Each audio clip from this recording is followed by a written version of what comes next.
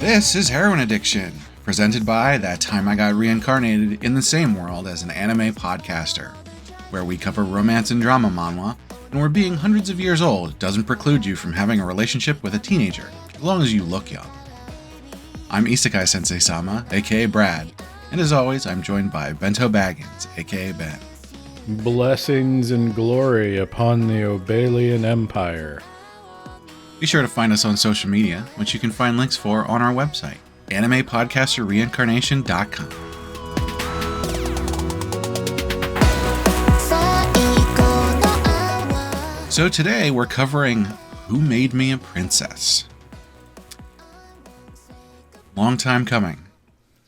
This is potentially the highest rated, generally speaking, that we've ever covered. So, oh, really? Yeah.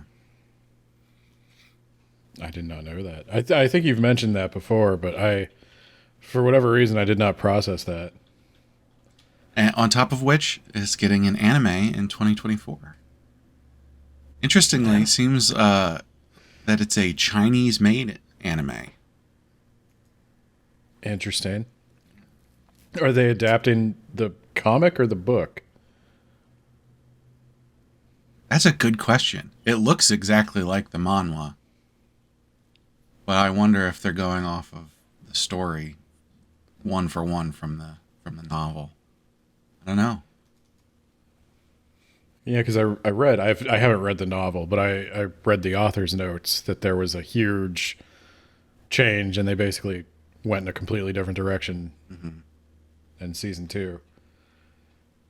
Well, before we get too far into it, as always, I will read the summary and then we'll get into it. The beautiful Athanasia was killed at the hands of her own biological father, Claude d'Alger Obelia, the cold-blooded emperor.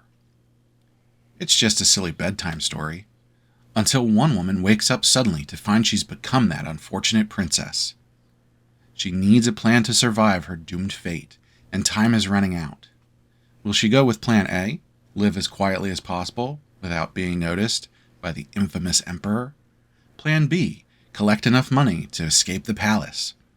Or will she be stuck with plan C, sweet-talking her way into her father's good graces? So, before we dive too far into this, I want to do a little bit of a foreshadowing. Recommendation strength, I think, probably going to be pretty high here. I'm just gonna guess 4 or 5. Normally, that's what what we're at. So, saying that, we're gonna spoil a whole heck of a lot of stuff here. So, I would actually recommend that people go read this first and then come back and listen to this episode. You've already downloaded it, so our number already went up, so that's cool. But then just come back and listen to it, and then you can, join in the conversation. But this is a series that is over. So we've read the entire thing, which, gives us a good basis for rating it. But also, we will be spoiling probably the entire thing. So where do we start? I have a question that might help us start. Okay. What is the reincarnation situation? I kind of lost the thread on that. Yeah. I don't think they ever make it fully explained, but it seems to be that she was originally the princess, and through whatever her special magic is, when she was killed in the original timeline, which is what the what was the book called? The Lovable Princess. that book seems to be the record of the original timeline. So when she's killed there at age 18, her magic activates, creates our world, or an amalgamation of it, that has that book in it. She lives in that world until she finally dies, having come into contact with this book that makes her think that then she gets reincarnated into the book. But it's actually her second life. This is why I lost the thread a little bit, because I can't tell if that was always the intention or like if it evolved as the story went on. I think so. And I think, I don't know for certain because I haven't read every isekai manhwa, but I think this is one of the first manhwa that does this trope of, oh, actually, she was this person originally, and she went to Korea and then came back. Because it's a super popular trope now. Yeah, because that was my second question, is like, where does this one fall in the timeline of the manhwa we've read so far? Is this an earlier work? Yeah, I mean, the last chapter of this came out nearly 2 years ago. So it's manhwa evolves so fast. These webtoons just like iterate so quickly. I'm used to like manga having eras where you can clearly trace the trope evolution. Looks like this one started in 2019, which was before I started reading them. So, okay. I don't really know how old the genre is as a whole, I guess. I think the genre is, pretty old. I'm early 2000s would probably still not be far enough back. But as far as modern tropes go, I think that the returning reincarnation thing that a lot of them are doing now is actually a fairly new trope. So, interesting.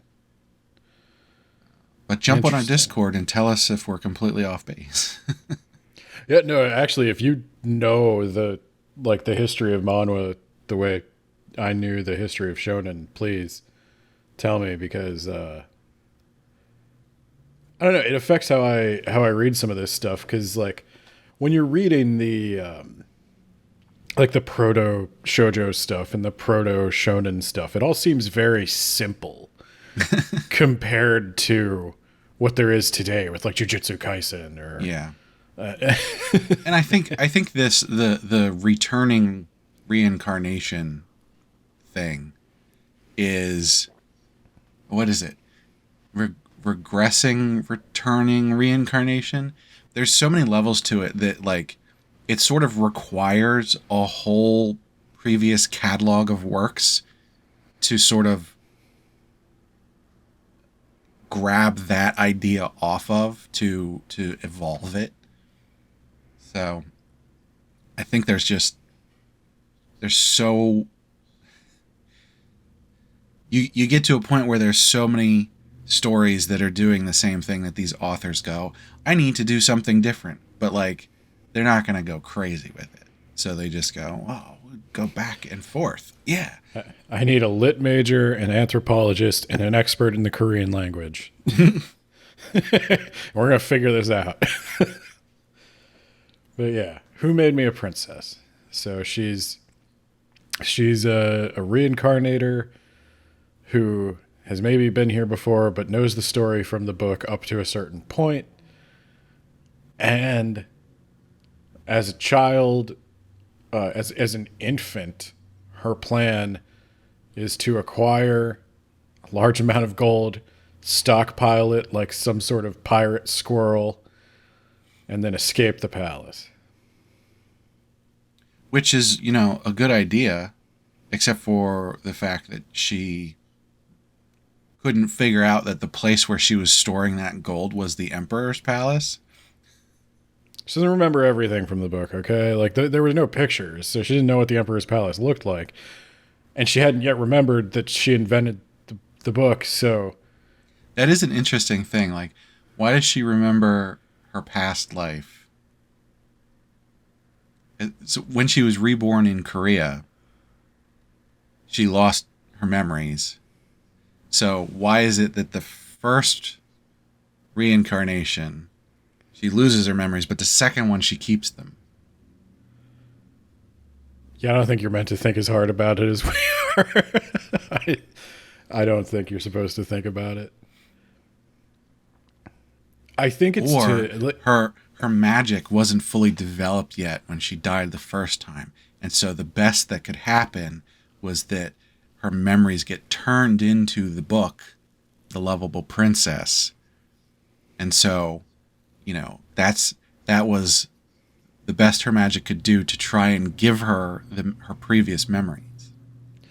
I always kind of wondered, and this might be a little heady, and we don't need to talk about it for a long time, but like, is some of the appeal of the Otome Isekai thing in general, like, the princess stories are fun, but they're kind of dated, and for Korean people, they're from a foreign culture.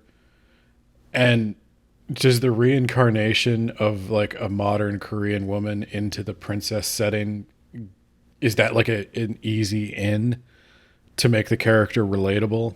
Yeah, of course. Yeah, It's the same with manga and isekai. It your primary audience, the primary audience for these things is, in the case of manhwa, Korean women. In the case of manga, Japanese boys. Like, of course, the primary character in those series is going to be someone who the target audience can very easily insert themselves as. because her past in Korea, in this one, it doesn't seem to really influence the story that much, except No, for the way she like speaks. And Well, and the most the most it seems to affect it is her constant reiteration of the fact that she was an orphan in Korea, and so that affects her sense of family and love in this yeah, you're fantasy right. world. Yeah, that is a good point. But yeah, I mean, But as opposed to a lot of other isekai where they sort of take the modern Japanese person and use that as like, hey, we don't need to explain to you what this person knows because they're a modern Japanese person. They know everything you know. They sort of don't do that here. They literally are just like, yeah, she was a modern Korean woman, but whatever. That's not the important part. The important part is she was an orphan. well, then speaking of family, as she's trying to squirrel away all the wealth, that's when she runs into Claude, who I will just be calling Claude or Dude. 'Cause that's what she does. And she's the princess here, so As I was reading this, I was just thinking, none of these problems that these people have would have happened if there was no such thing as magic. yeah. Like, magic is literally the source of everyone's problems here. Yeah, probably also the source of all their wealth. Maybe. Yeah. She meets Claude, who dresses like a Roman god, which she even comments on, which I kind of liked. I like the costuming in this one because she's got the traditional European princess, Felix Rabane, the emperor's right hand man. He's got the traditional, not even traditional. He's probably like a late medieval period kind of dress. Like he's almost got like a modern military dress formals thing. Yeah. And then Claude is just toga every scene, or like some kind of toga kimono hybrid. He is just max relaxation all the time. Smooth skin, silky clothes. He just looks like he's ready to nap, and then he does.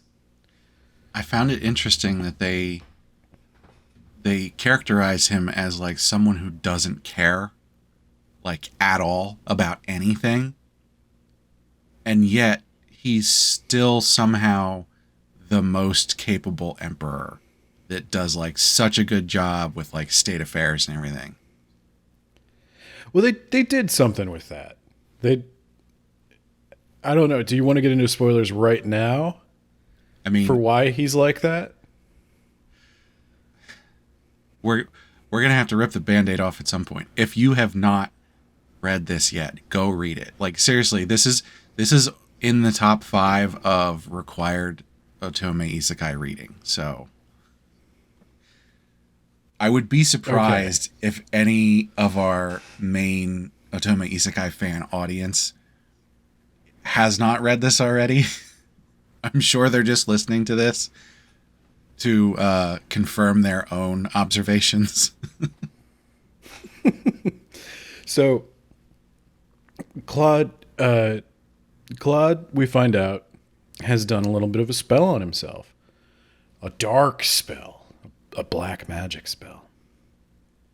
To kill his emotions because he is so overcome with grief at the loss of his, I don't know if they were married, we'll say lover, who was Athanasia's mom, obviously, and she was a dancer that Claude fell in love with.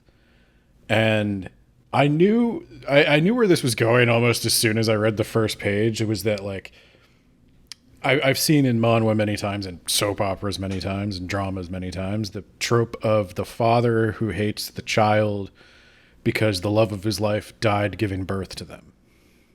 This one was sort of different though, because a lot of times that's like it's very upfront that they just like treat the child poorly because they literally don't like the child because they're like, oh, you took my love from me. But this one was sort of like he almost protected her from that by just getting rid of his emotions. Yeah, and then he shipped her away from him. He didn't want to look at her, but he wasn't going to hurt her. And then when he sees her, he can't help but be interested. It's triggering something in his brain, and even he doesn't quite understand it. Is this an allegory for depression? I think it definitely points towards a mental health message of some kind, because the solution, as it turns out, is not drugs. I mean, magic. It is open communication and therapy and neutral third parties helping you talk through your issues. But yeah, To that end, I do have to say we haven't really talked about him yet, but Felix is the hero of this story. yeah, he's got a big like Samwise Gamgee. If Samwise Gamgee could kill you, Hey, Samwise Gamgee could kill you. he's pretty lethal with a pot. But He's Felix, lethal with a sword. He took on those orcs and the spiders and all that. he had the ring. We'll talk about that on a different podcast. But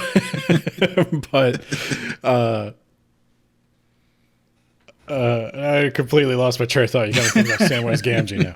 No, so Felix. Yeah. Felix, he's the right hand man. The Emperor. The one thing I wanted to mention, they kind of gloss over it, and it's never fully fleshed out like what actually happened, unless I missed something and you could fill me in. The current Emperor Claude is the second son. Yes. He overthrew his brother. Yes. Why? I think because the brother got possessed. So there's was he the grandfather or great grandfather? One of the previous emperors went crazy and did a whole bunch of like dark magic stuff and became a vengeful spirit or ghost or something who then inhabited, hold on, I gotta get the name right. Anastasius, who is Claude's brother, and made him go crazy, basically. So the implication is that Claude saved the kingdom by overthrowing him. But they set it up like Anastasius was trying to like get Claude because Anastasius was jealous that Claude had the superior magical power. Well, I think that's what allowed. And hold on, he has a name. Eterniatus. That's the. Hold on, it'll tell me. God, that sounds like a Pokemon. Oh, this doesn't say what the exact lineage is, but the jealousy and everything was what made him be able to inhabit, because he had those negative feelings. Mm-hmm. I don't think there was anything that was sort of like hard details on that. It's more just like it's magic. But I mean, he's a silly man because you're already king. Why are you jealous of your brother? Like, he's a really capable person, so accept that and use him instead of going nuts and then having to make him overthrow you. Well, but early on, they make it seem like Claude might actually be the bad guy, not some hero who saved the kingdom, because it seems like his main motivation for overthrowing his brother is that his brother stole his girl. They definitely they frame it that way for story purposes. Because and we should be clear, very early on, like Anathias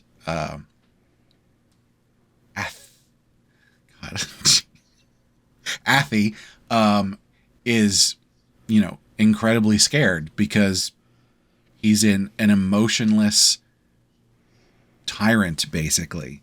So even though we never see him, besides the whole massacre part at the beginning, we never see him, kill anybody for no reason or anything like that. But it seems as if he would. They frame everything that way before we learn all of the history and the magic that he casts and all that kind of stuff. Yeah, so I guess keep that in the back of your mind. I'm as confused as Athanasia is right now. And now Claude has found her stealing from the palace. No, she was just biting the statue. She was stealing from her own palace. She was stashing things in the other one. I mean, it's all like his stuff. Yeah. But I mean, a little. She mentions at one point that she owns real estate. So I am a little confused as like how exactly the ownership stuff works. Like, because she's royalty, does she own everything in the was it the Ruby Palace? Or does he own everything and it's just like a normal child relationship where kids are like, this is mine? It's like, no, you don't own anything. You're a child. Well, he eventually gives her stuff. So he probably puts it in her name. Whatever that means. I mean, all of the manhwa are combinations of, I'm sorry, I don't know the Korean word for zaibatsu, but there's zaibatsus mixed with feudalism. And so, it's an interesting little economic drama there. But he caught her. And now he knows who she is. He knows he's finally met his daughter, basically. And he wants to spend more time with her. And I don't think even he knows why.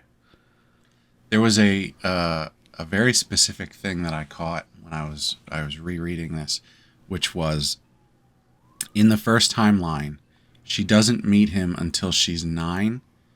And it's like she just stumbles upon him while there's a banquet going on, and he just ignores her and walks away and everything.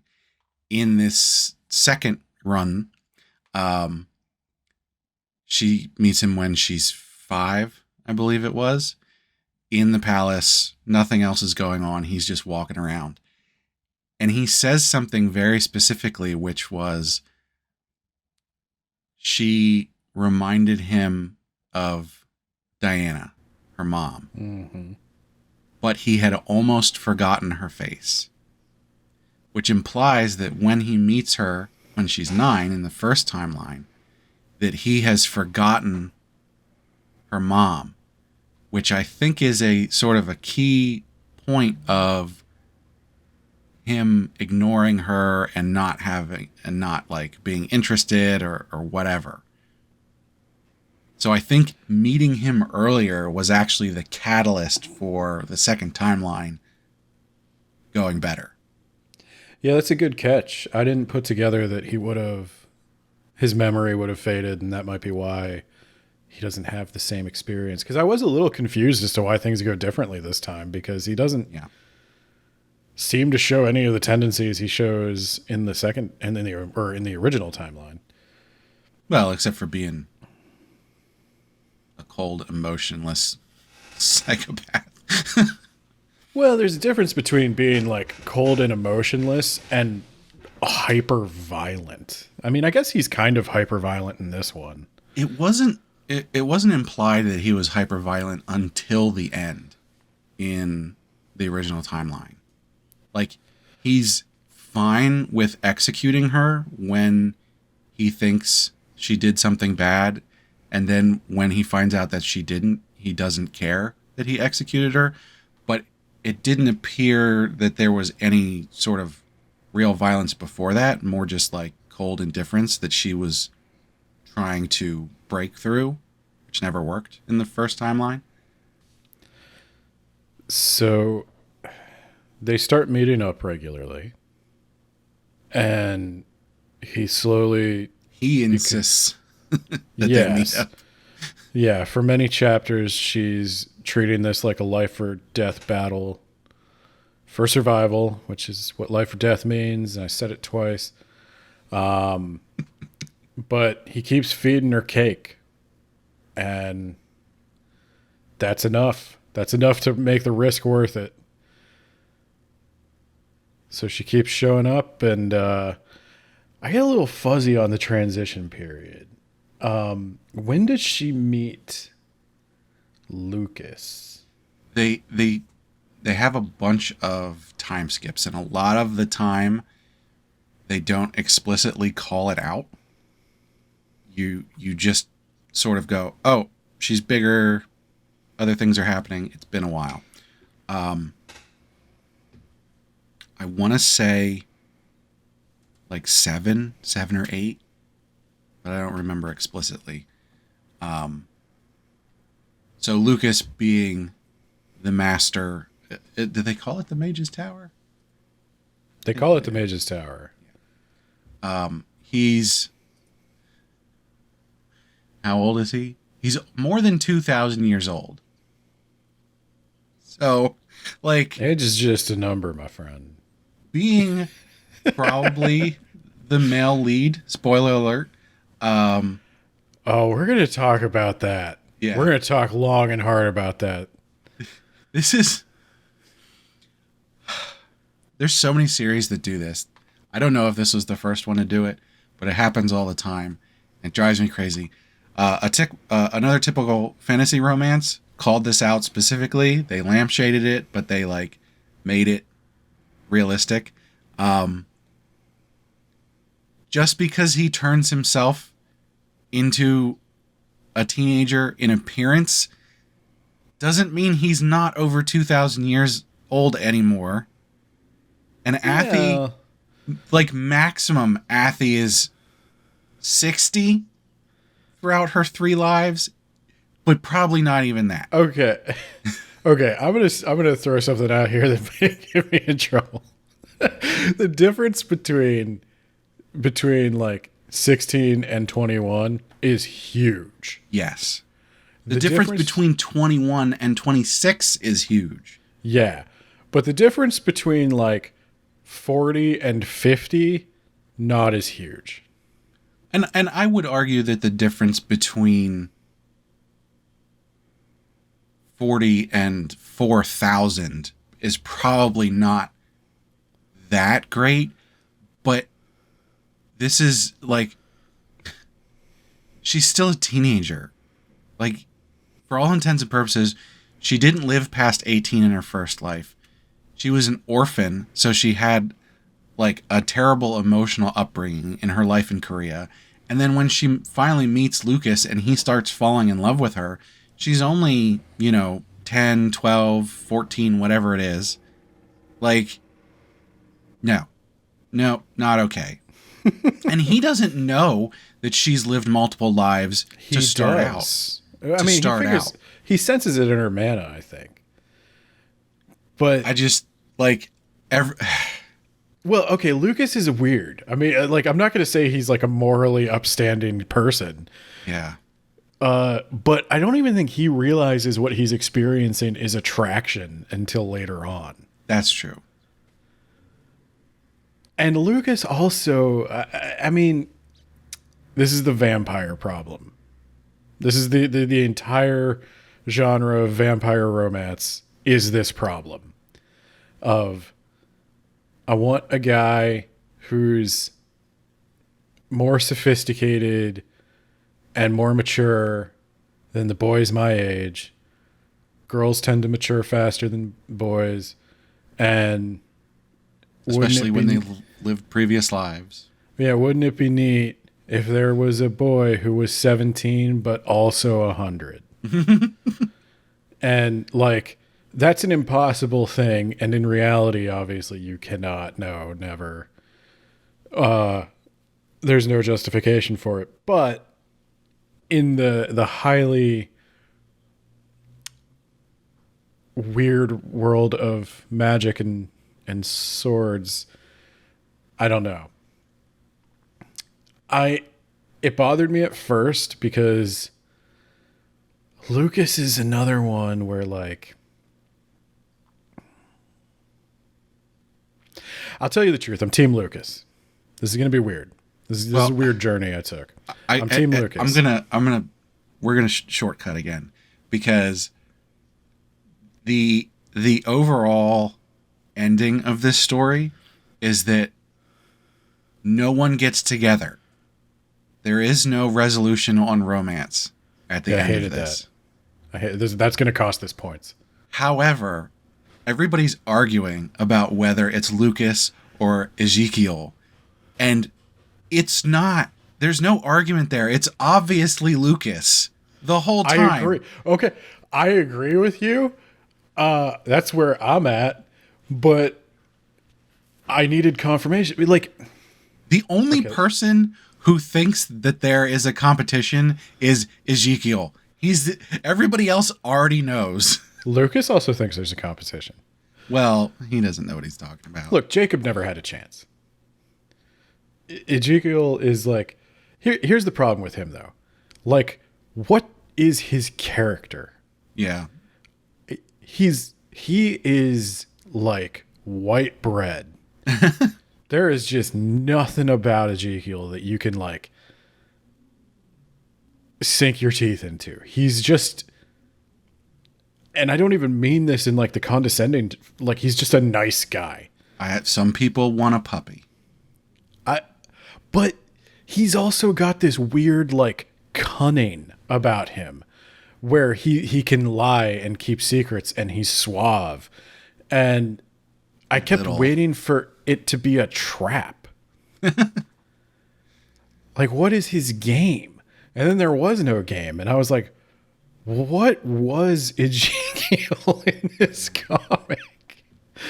I guess he's like the guy she should end up with. And Lucas is the bad boy from the wrong side of the tracks, who's also 3,000 years old. People always talk about second male lead syndrome, right? And like, that is not what is going on here. that he is only second male lead as lip service. Like, from the very beginning, it was never going to be him. They only put him there as like, hey, this is a reasonable alternative. It's not gonna be, but here he is. Okay, so you're talking like, okay, this is our different worlds that you and I have. Because like you're coming at this from the Otome Isekai thing. I'm coming at this from a shoujo thing. Where in shoujo manga, there is almost always, a male lead who you know she's going to wind up with.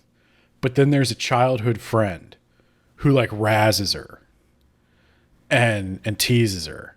And like the male lead is always like suave and more like what you would want somebody who you're dating to act like. But then there's that familiarity and that like comfort of the best friend who could like, could this be something more? I mean, I've only ever seen him as like a little brother, but like now I'm realizing he's grown into a man with pectoral muscles. And I don't know, like, could there be something there? And there's not, there never is. But it drags out the story and raises the tension. And so like in a shoujo manga, I think she gets with Ezekiel. You're probably right. This is sort of the opposite, where it's like, so Ezekiel is sort of that childhood friend, except he's got the opposite personality. And she meets Lucas first, though, and Lucas is the only reason she meets Ezekiel, because he keeps teleporting her into her lap. But I also think that sort of like early on, even though she meets Lucas first, he is sort of keeping them distant to some degree. And so she bonds with Ezekiel more first. So like the order of meeting actually isn't that important. She definitely seems closer to Ezekiel before she's close to Lucas. Which might be the key, because I think she sees them both in not a romantic light at first. And I think she comes to see Lucas in a romantic light first because of her distance from him. So they don't sort of start becoming closer until they're older. She's older. It sort of doesn't matter how old he is at this point. Well, yeah, I mean, Lucas is shaking hands with Jesus Christ, and he was not that impressed, by the way. That's his whole character. I will point out the in the author's notes at the very end, he does say specifically that people with magic age slower. Well, and at a certain point, and this is getting into the deep lore that I didn't really intend to get into, at a certain point, Athanasia uses a branch of the world tree, and Lucas tells her, well, because you've absorbed the power of the world tree, you're going to live a very long time, possibly as long as Lucas, who also has some connection to the world tree that they never go into, and I'm also docking points for that. Because I got almost never never in all of the Otome Isekai I've read have I cared about the magic system. It's just plot device. Yeah. And that's fine. I don't care. Magic can be plot device. That's why it's magic. But in this one, magic plays such a big role in the story, and she's something of a wizard herself. And Lucas is the best wizard there ever was, and her dad is also very powerful, and dark magic is like the core of the season 3 plot. And so I got kind of into like, oh, who's got more mana? Who's like, oh no, Jeanette doesn't have mana? Does she have mana? Like, can Jeanette use magic? Like, and then Ezekiel can't use magic, and that's when like, at the point where magic started becoming really important, and Ezekiel can't use magic, I'm like, oh, okay, well, he's out. He just can't keep up with her anymore. Like, Although that does imply that what she could do is be with Ezekiel for a while, and then he'll grow old and die, and then she can go with Lucas. you can have it all, Athy. Right? You got plenty of time. No, that's not how a romance would go. I know. She has to spend eternity with Lucas. Hey, I have read enough harem stories. She could totally do that. Well, Ezekiel also has like nothing to offer. He's already her vassal. So Well, like especially because at the end, like, his family's power is significantly less because of what his dad did. so oh man. Okay, let's talk about Jeanette, the original female lead. By the way, I just gotta say, that is not how that would go in any kind of real royalty system where, like, the dad did something real bad and they're just like, okay, we're just going to make your son the Duke right now and then we'll forget about it. It's like, no, you guys don't get to be dukes anymore. That's not how that works. They might if the son is an absolute puppet, which, Yeah, that's true. I mean, it would depend. If in this case nobody had to help them, so it's better to have a son that owes you a favor than a new person, because who would the new person be? Yeah. Because they don't have anybody they need to reward. And like, they could put Felix in charge of all the lands. That'd be, I mean, And they should. yeah, justice for Felix. Duchess But Lillian. Duchess Lillian. Okay, this is, you know what? We're going to take a detour. No one but the people who have read the manhwa could ever get what I'm about to say. So this is just for the readers. Well, they should Lillian have all and read Felix. it by now. Lillian and Felix. Why did they never get together on page? Yeah. There's a lot of that in this. I'm where talking it's in like, points. We're implying that this is going to happen. We're not going to tell you. That was so lame. Like, I'll tell you a big spoiler for my whole rubric is this needed 2 more seasons. Well, okay, well, I have to say, normally, almost every single series that ends, you get epilogues or bonuses or whatever at the end. And sometimes those go on for 40 chapters. You get basically an entire other season. And it's, this one has none. And it's been almost 2 years. And it's crazy that they haven't gone back and explained the romance in an epilogue and explained Felix and Lillian in an epilogue. Like, that's where that happens. And I would don't go know so why. far as to say this is not finished. So, Spoon, what are you doing? Get back here. Spoon's agent. I don't know whose arm I have to twist in this weird system. You're not done. Get back in there and tell me. Give me the wedding of Felix and Lillian. Yeah, they must have gotten pulled into the anime stuff and haven't had time to work on it.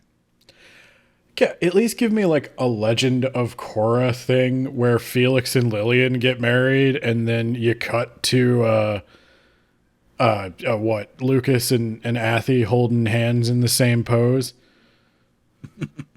Like, okay, you don't have time for 2 weddings, or the network won't let you have a gay wedding. Let me just imply it more clearly. Okay, so that's my Felix and Lillian detour. Jeanette. Surprising.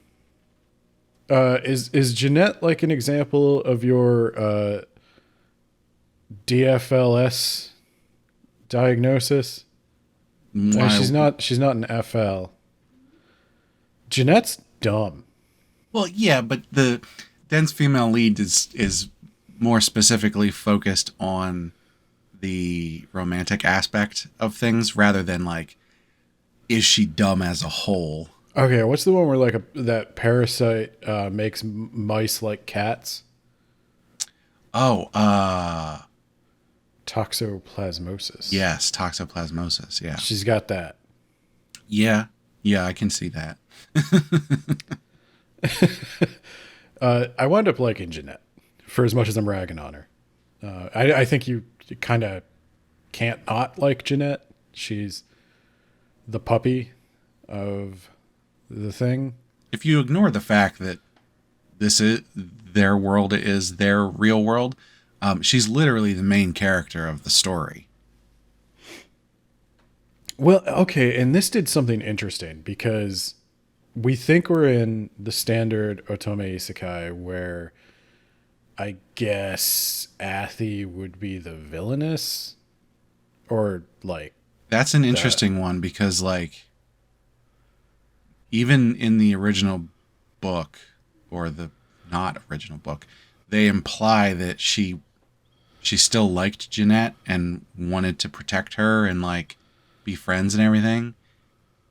But Claude was still keeping Athi at a distance, even while showering Jeanette with love and affection. But they never got to the point where it was like, I'm so jealous of her, I hate her and I want her to die. It was still like, I just want what she has. I'm not going to take it from her. So Claude's first love, or first betrothed, I guess. I don't even know if he really liked her.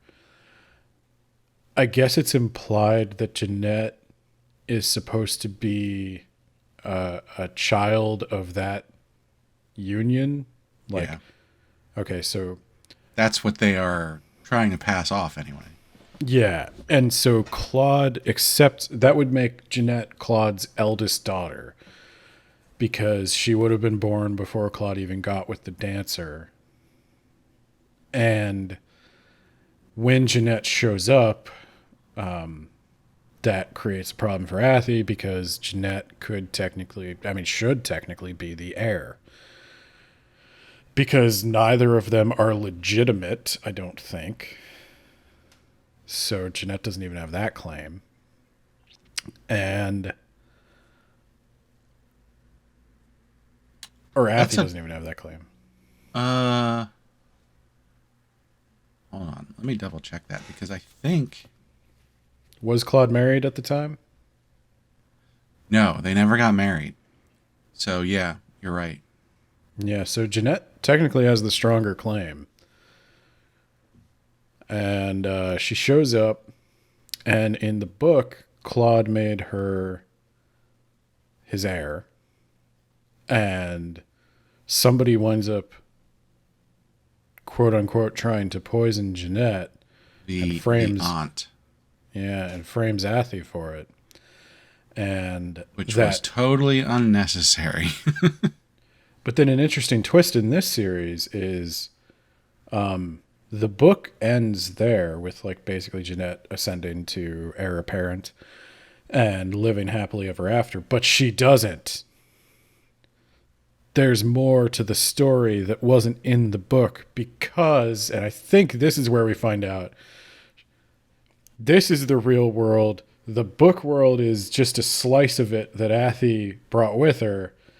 And it kept on going. Like that timeline kept on going. And bad things happened. So Jeanette and Claude were doomed in that timeline without Athi. So now Athi has to fix it. But I did like the introduction of Jeanette. From Jeanette's perspective, she thinks she is Athanasia's sister, half-sister. And she thinks she is Claude's daughter. She is not. That's the twist. She is, in fact, the daughter of Anastasius. Dun dun dun. Conceived through black magic for some reason. Which I think, to be fair, still makes her the rightful heir. Well, yeah. Yeah, it does. I mean, Claude's claiming by right of conquest. Yeah. So, also, well, okay, here's the other problem. Anastasius is still alive. Right. So, we got two emperors, man. And season 3 was kind of wild. Where, Yes. where they're all just living like there's like a full house situation. They really this series really does sort of run the gamut of like genres to some extent, because like you've got like you're starting out with sort of this family drama thing. You've got all this anxiety about like, oh, is she gonna get killed by Claude, and like why does he hate her, and or why does he not have emotions? What the heck is, and then it just continues to change and transform until you've got this like strange political magic drama thing with curses and all this stuff, all these moving parts going on. It's like it really gets very complex. Yeah, I thought we were in child rearing for season 1, and then we kind of get out of that. I was also kind of surprised that like Athanasia didn't age like fully into an adult until the very end. By the time we get to the end, she's still a teenager. Yeah, Which I was. I wanted to. This was funny because the first time I read this, to the second time that I came back and reread it. My first reading of this, I thought Claude made her the Empress at the end, because they kept talking about coronation and everything. No, and then when I went back, princess. yeah, when I went back and reread it, I was like, oh no, he's just saying she is going to be. She is his heir apparent.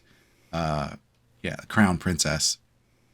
I was like, oh wow, I completely misread that the first time, because I was like, why is he just like, she's still a teenager and he's just making her the empress? Well, and I think that's something she talks about is like the ceremony to declare a crown prince or princess is supposed to be somewhat lavish, but like Claude is going like way too far. Yeah. And it's because she's daddy's girl and he's spoiling her and he needs everybody to know how much of a special flower she is. And if you criticize for 1 second that your tax dollars are going to this, I will murder you with my magic. So think about that. Anyway, we were talking about Jeanette. I sort of skipped a bit there. Jeanette, so Jeanette is actually, Lucas keeps calling her a chimera. She's some sort of dark magic homunculus being. Okay, do you know why she's a dark magic homunculus being versus just like traditional sperm and egg child? No, I'm not sure why they went that route. Because he still conceived her with a woman, and I don't know why she has to be a monster. Yeah, I don't. Was his plan to like blow her up? Is she just a bomb? Is that what it is? I don't see any information about it. I don't know. She could have just been an actual child. Yeah. Maybe. Hold on a second. Where is? No, she's definitely said to be older than Athy. So, I was gonna say, oh, maybe she's actually younger than Athy, and they needed to like create her with magic so she would be older. But no, it's still implied that she's older. So I don't know if anybody's read the book and wants to pop in and let me know if that makes more sense in the book. Because there's a couple of plot threads that I get the vibe that like they were set up in season 1, a different direction was taken in season 2, and some of that book stuff just don't worry about it. Yeah. But Yeah, so Lucas keeps calling her a chimera the whole time. And that's rude, I think. I mean, realistically, she's just a victim in all of this, as much as Athie is. So that's the interesting thing. The theme of the book is not, this is not a romance. Would you agree? It's not, but and we'll get to this. I've been struggling to think of like, should we rate this as a romance? Because there is stuff in here that I would rate on a romantic scale, even though I would say overall it's probably not a romance. There's I would grant there's romantic subplots. Like I would say in Guardians of the Galaxy, there's a romantic subplot between Peter and Gamora. Yeah. But it is not a romance. That is not the focus of the story. And like with Guardians of the Galaxy 2, this is more about fathers and children. Yeah. But it is February. So if we put this on the romance rubric, it's going to hurt it. I'll tell you that right now. Okay. So, and I don't think it was trying to be. I think it's mostly about family. Yeah. That's what they always say about Star Wars, but this one's actually about family. And it's mostly about fathers and daughters because the mothers are all dead. Yeah. They both died in childbirth. Is that right? No, well, Lily's still alive. Well, Lily hasn't birthed a child. No, but Lily's Athie's actual mom. Oh, I see what you're saying there. Yeah, that's true. I'll give you that. It's more about who raised you than who contributed the DNA. Which, poor Lily, because Athie is so all about, like, reconnecting with Diana. And I get that. But also, Lily's been there for you the whole time. There's one scene that makes that better, and that is, oh boy, I wanted to go through Jeanette. Let's go through Jeanette, and then I'll tell you about the one scene that makes it better. So, Jeanette is planted by Ezekiel's family. So she's raised basically as Ezekiel's sister, but she's not. Alpheus. The Alpheus dukedom. So for some reason, the Alpheus dukedom is trying to. They think they've got the first daughter of the emperor, and they're trying to insert her, I guess, to strengthen their position, because I think he's still an imperialist, right? Like he still wants to be on the emperor's side. He's not trying to supplant him. Yeah. I think which is strange because they're already dukes. Do they need more power? But well, okay, Nancy Pelosi is 83 running for 20th term. But she's in the House of Representatives, so. Oh, God. But yes, so having that direct link to the Imperials would strengthen their political power. I think it's less about being able to control Claude or potentially Jeanette in the future. They probably could control Jeanette in the future, as raising their standing among all of the other nobles. Do they know that dude is Anastasius? They must. I don't think Ezekiel does, but his dad, Roger, who is like... What the hell is Roger's plan? But then there's like... He might have been... Like, there was some brainwashing going on. There's so much. There is so much. You got to read it. Go read it. Have you not read it yet? Why are you listening to this if you didn't read it? Tell me what Roger's plan was.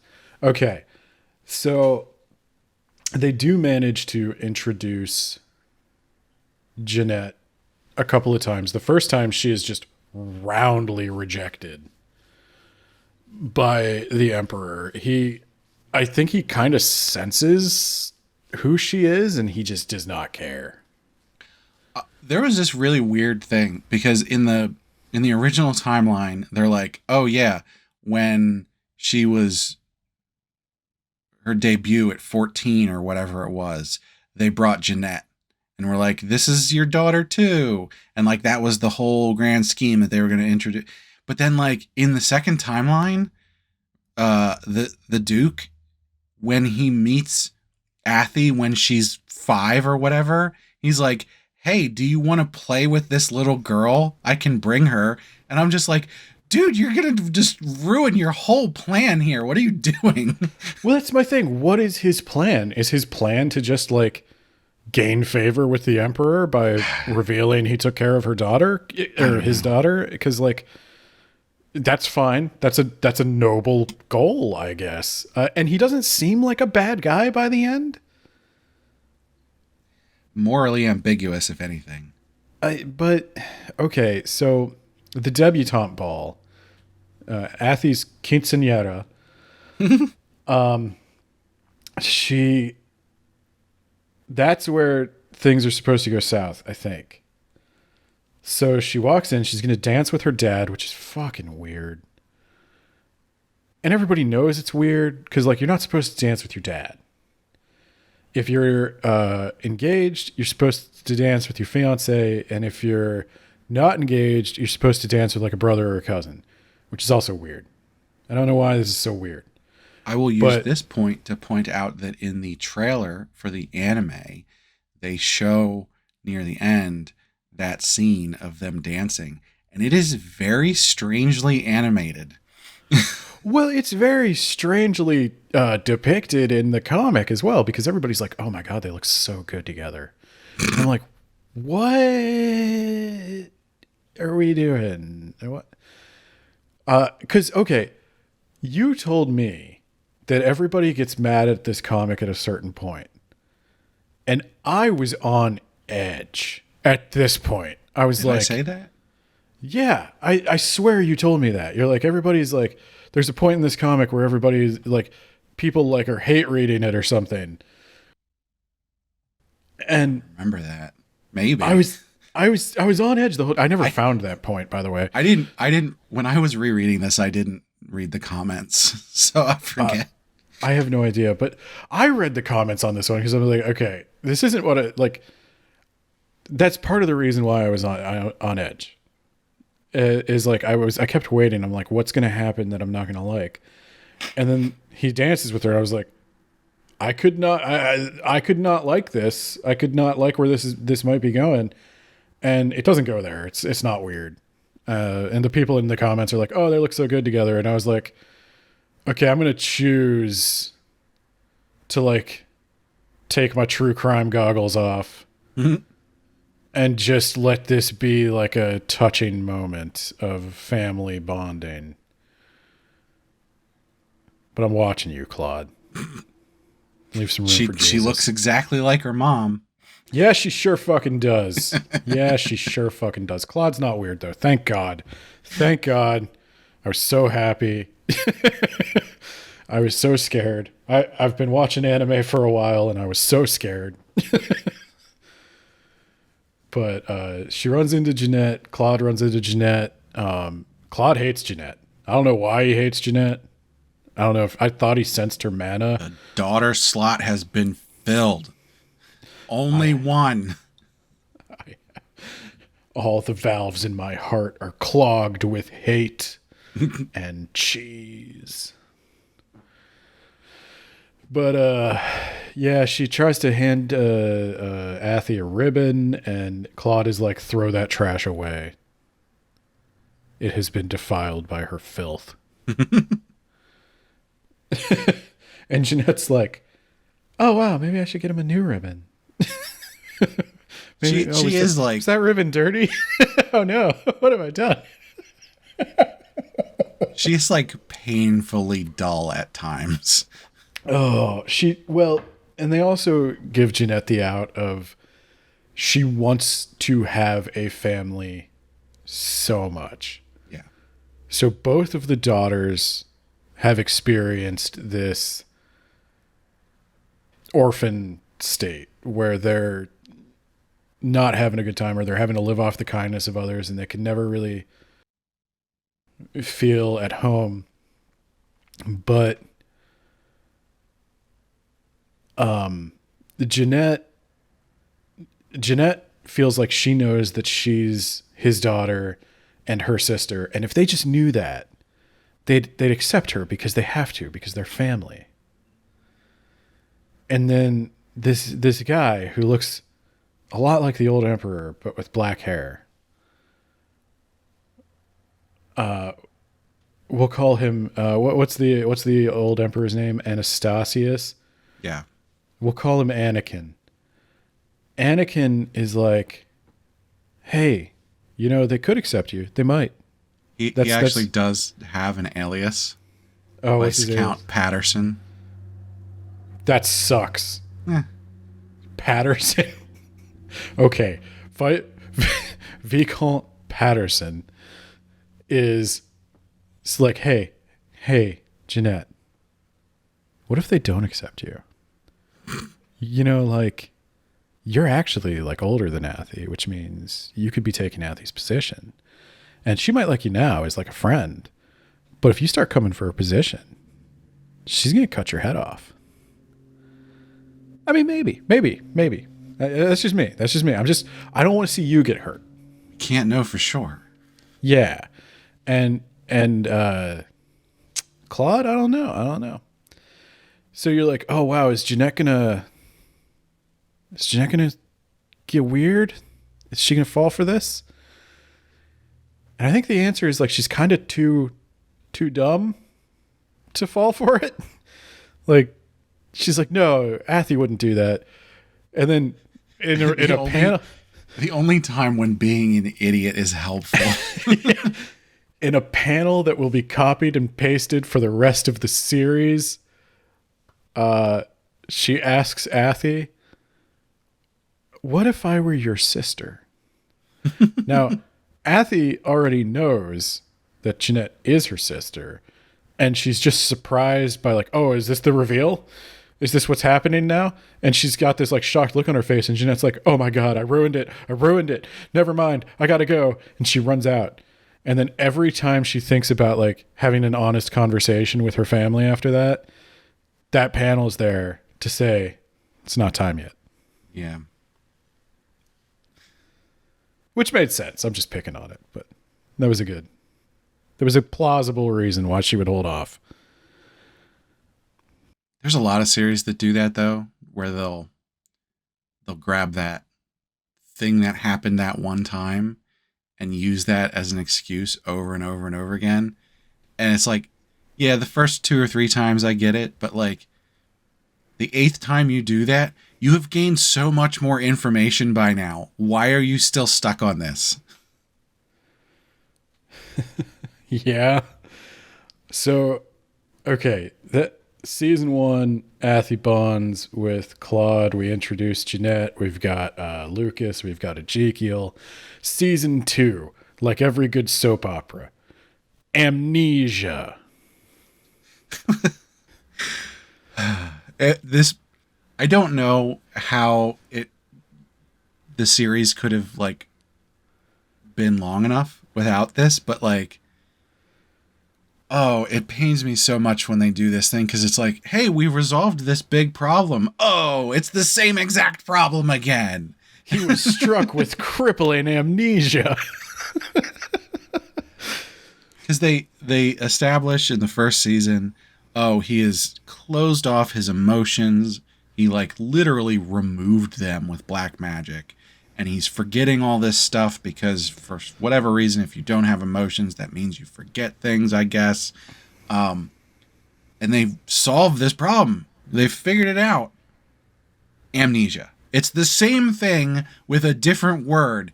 And it's like, oh, you couldn't come up with another plot device to do something different? Athy has an incredibly marketable plushy mana beast that contains her excess mana. And if she plays with it too much, she'll reabsorb it and her mana will explode. Literally. And that's what happens. And in order to save her, Claude runs in and he does his own magic and he gets caught up in the explosion And that's what triggers his amnesia. And he's right back to where he was. Everybody knows that massive amounts of mana clashing with other mana gives you amnesia. We all know that. Yep. I thought it was going to be like he had to like sacrifice his memories of her to like save her. That would have made more sense. Like, but maybe that's what happened. You can fill in the gaps on your own. That's kind of the new headcanon. Yeah. So he doesn't remember her. He doesn't even remember it's been 10 years. Everybody's like, "Sir, it's been 10 years." And he's like, "Why do you all look older? Mm-hmm. What trick are you playing on me?" I'm like, "Sir, except for Felix and Lillian." And he specifically says Felix looks 10 years older, and he hasn't changed no, it's not true. And he's like, "Why do I have all these children's drawings in my bedroom? And why is there a chair there? And why?" And they're like, "Sir, it's been 10 years." And he's like, "Stop joking with me, Felix. It can't. Why are all my documents dated 10 years in the future? Felix, this is an elaborate trick. I compliment your tenacity, but please bring me my real documents." And then Athanasius shows up and he's like, "I'm going to kill you. Grab her, guards." And then they grab her and it's like, oh my God, she has magic powers. Did she know she had magic powers? I didn't know she had magic powers at this point. Except for, all that thing about the mana. Yeah, I knew she had mana, but like I didn't know she could use it. So she force lightnings 2 guards and then teleports out of there, which was amazing. And I did like that. But by the way, why did losing his memories make him hate her? Because he didn't re-lose his emotions. I think he did. The curse but the reset. Emotions were closed off with dark magic. I don't know. Curses. Rebound. Sure. Consequences. Okay. Lucas was biting a tree. He couldn't help. Moving on. Remember that time Lucas literally bit the world tree to make it give up its mana? He's Fill in the gaps on your own. What's the world tree? No one knows. It's just a giant plant made of mana, I guess. That connects the 9 realms. And Lucas Maybe Jeanette is Jormungandr. Yes. And Lucas is Ratatoskr 9 at the root. Yeah. And yes, it's all coming together. We've headcanoned it. We've filled in the gaps. Okay. So, yeah. So Jeanette, so Athie goes on the run. And fortunately, she can conjure money. Unfortunately, it disappears after an hour, so she's scamming everybody. He's just going to collapse the economy of the kingdom.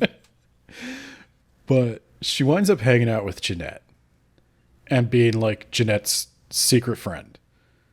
And this is the Jeanette Athie bonding arc.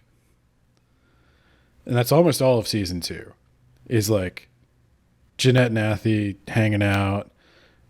Ezekiel finds out eventually, or Ezekiel finds Athie in his area. He thinks she's there to see him. She's not. Ezekiel. She's never there to see him. She's never going to be there to see you. Team Lucas. Sell t-shirts. I'd buy that t-shirt. Nobody would know what the hell it was about. But Lucas would make them. He could just zap one onto me. So yeah, then Jeanette thinks that, oh, well, now that Ezekiel knows, it's not my special secret. What if I'm losing her? What if she was just using me? No, she's probably not doing that. And then Anastasius is there with his dark hair and his slippers with no socks. And he's like, hey, now's your chance. Go talk to tell him you're his daughter, and yeah, be careful of that Athy. And she's like, I'm so glad we can talk from time to time. Is there anything you want to talk to me about? You're always giving me such good advice. I was wondering if there was anything I could help you out with, because you look like you're deeply troubled by the past. And he's like, I'm going to curse you. He puts a curse on a thing. And then he's like, I can't do it. Why can't I do it? And that's when we're like, oh, Anastasius redemption arc? Oh, does he also experience fatherly affection? And then second soap opera trope, season 3, Claude's in a coma. Which was like, okay, whatever. He wasn't doing much anyway. He wasn't doing much anyway. So, Athy comes back. Claude's in a coma. She's managing all the affairs of state, and they have to keep it a secret. And Indeed. And Claude's dying from mana poisoning. And Lucas is locked next to Claude's side trying to keep him alive, so Lucas can't go out and do his magic investigations, which I did love, like how they introduced Lucas. He gets his powers back, and they're like, oh, he can't be wandering around doing stuff. Claude, you're in a coma. Which is, sorry. I mean, that's a classic story thing where there's like a character who could just solve everything on their own, but it's like, that would be a bad story. So how do we make it so they can't solve everything on their own? Yep. It's like, come on, Lucas, you can't make a clone with your magic and send your clone to go do stuff? He can make dolls, which, oh boy. He must not be as powerful as he thinks he is. Oh, you're challenging Lucas. That's how you get him to do stuff. But yeah, so that's when Athy's officially about to be like named like Imperial Steward or whatever. I forget the title. Basically, she's being given like official permission to like run affairs while Claude's on quote unquote vacation. Yeah. And I'm thinking back on it, that might be, this whole part here might be why I thought he was making her the Empress at the end. Because we already see her doing that work. Yeah, he does start letting her run like significant chunks of the Empire. Yeah. So it's at this ceremony where she's about to be. It's just supposed to be like a rubber stamp thing with the Council of Elders, and that's when Anastasius shows up, chuckling and chortling. He's enslaved Roger at this point, but like I didn't know what Roger's plan was in the first place, so like I don't know, and. Maybe he didn't actually have a plan at first, which would explain why he was just going to like bring Jeanette to the palace that early. Maybe he actually did think that she was, what was it, his niece? Something like that. He was like, yeah, she's my ward from my cousin or sister who is recovering in the countryside or something like that. Yeah, I don't know what the cover story was. So maybe he thought that was true. That would explain his lack of a plan, because there was none as far as he was concerned. Yeah, I don't know. I know they like the secret noble trope, like the secret prince raised by lessers. And I guess that's what Jeanette is, but. So I touched on a little bit that Anastasius was sort of possessed by one of the previous emperors. You had mentioned before we got to this point where he was like, "Oh, I'm gonna curse Jeanette, but no, I can't." And so we should make a note that like he's been possessed this whole time, and mostly he was just going with what the possession was trying to do. He's at this point meeting and talking with Jeanette so much, he's actually sort of like starting to come out of it to some extent. Yeah, the way I read that was like the possession doesn't like think for you. It just amplifies your worst impulses. I think it still had some kind of underlying goal.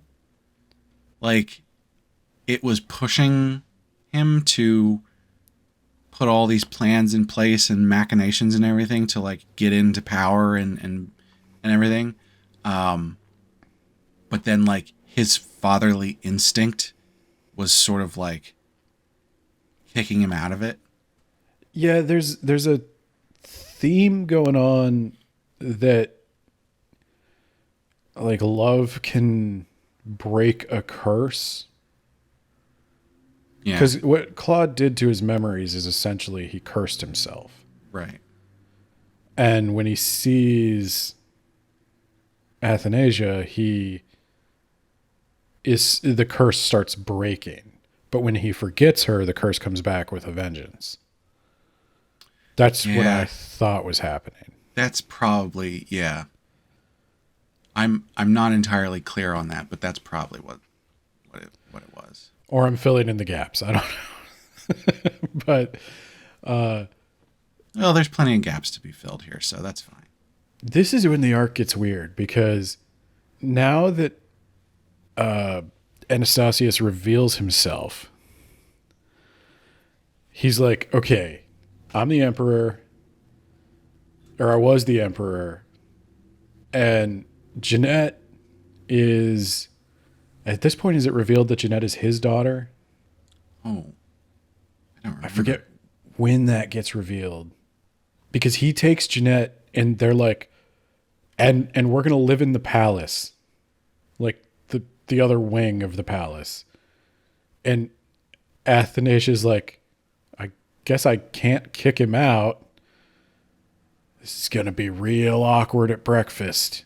And they all just live together as mortal enemies for the rest of the season. I did not see that coming. Yeah, it was interesting, and I suppose Athie has forgotten that she's a very powerful mage because she doesn't just like she doesn't want to kill.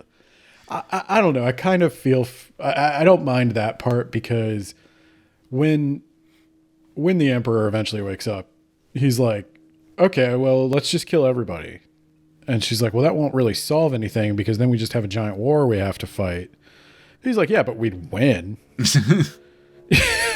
And Athanasia's like, no, I'm going to try a different plan. I'm going to think about this for maybe 5 minutes and see if I can come up with a better idea.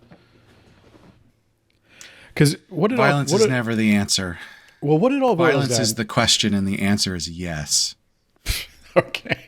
So what it all boils down to is, if they can prove that one or the other has used dark magic, then they win. The political, dark magic is a crime that is unforgivable. Like, no matter what your political affiliations, somebody commits dark magic, that's dangerous to everybody. You got to get rid of them. So if they could prove that Claude didn't use dark magic, which he did, and that the old emperor did use dark magic, which he did, they both used dark magic. They're both crimes against humanity. There's literally only one person here who has the right to be in charge. Yeah. Because Jeanette is made of dark magic. Yeah. Yeah, so that was a little like, nobody really has the moral high ground here. I don't know if that's either a really complicated statement about politics, or I think the book forgot that he used dark magic. I can't tell which. But he didn't use it on someone. He used it on himself. So that's It's weird better. that the law doesn't, like, the law does say if you use dark magic, you're out of society. If you use dark magic to hurt someone, we'll kill you. So Claude should be exiled at the very least. Yeah. And who's going to do that? That's a good point. There are certain laws which are just unenforceable, I guess. Oh, just like real politics. When you're the president, it's not illegal. So, yeah, there's like, oh boy, I'm trying to think, like, what's the final trap? I like have a vivid memory of the parlor scene where they confront Anastasius and they draw out the thing possessing him. Oh, yeah, because they said something to set him off. To like, yeah, I don't remember. But yeah, they confront him again to sort of like bring the possession to the surface so they can like grab it, I guess. Yeah. And then get him. There it is, quick, get it.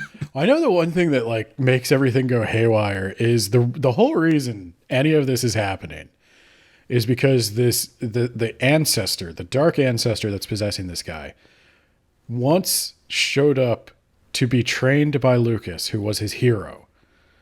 And Lucas took one look at him and was like, get that low mana thing out of my sight. You're banned. Everybody's banned. Get out. Look at that. I can't even believe you thought that was worthy of my time. Oh my God, it's disgusting. Look at him. Disgusting. Leave. Leave. Why are you still here? Go. And that just triggered a lifelong hatred that drove this kid to become a dark magician out of pure spite. And now he possesses his ancestors. And Lucas is like... I mean, and he sure showed Lucas, didn't he? Yeah, Lucas is like, okay, well, like, I was just like, I didn't have my coffee, bro. Like, I don't know why you're making this a big deal. Like, are you saying that this could all be, like, my fault for behaving irresponsibly as the world's most powerful magician? I don't know what you're talking about. And so Lucas is eventually like, hey guy, I'm sorry.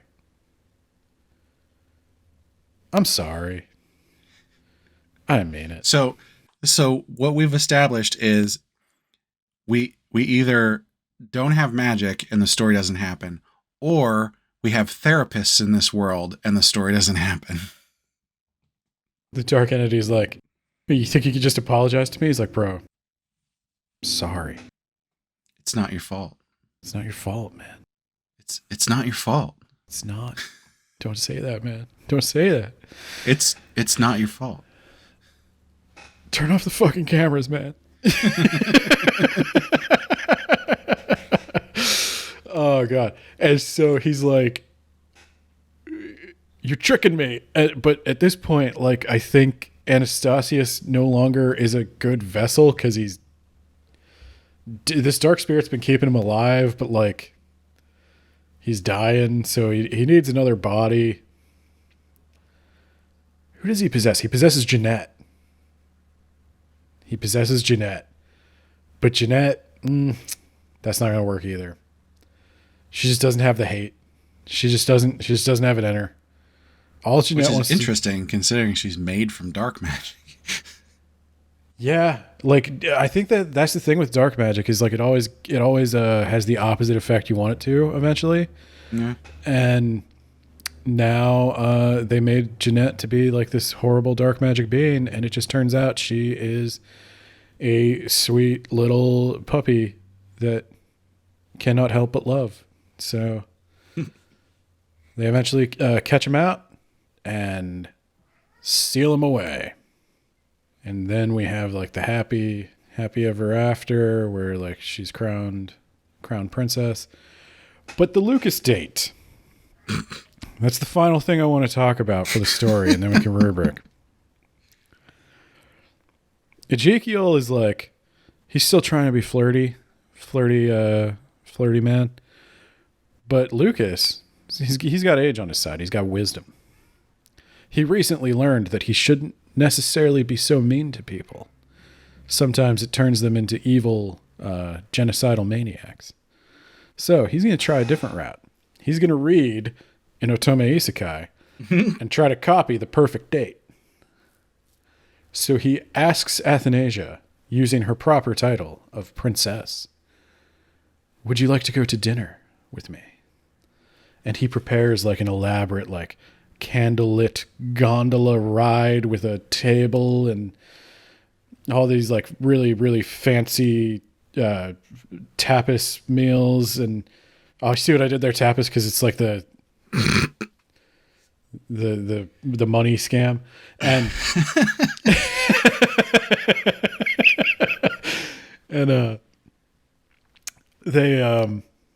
they're having like Athanasia's like she's getting like properly seduced, like she's blushing and everything, and but she's sitting there going, something's wrong here. Yeah, this ain't you, dog. And she finds out he read one of her romance books and he's just copying it, and he's like, God, fine, whatever. Okay, fine. You know what? I like you, okay? Let's do this. You and me. Come on. Dating.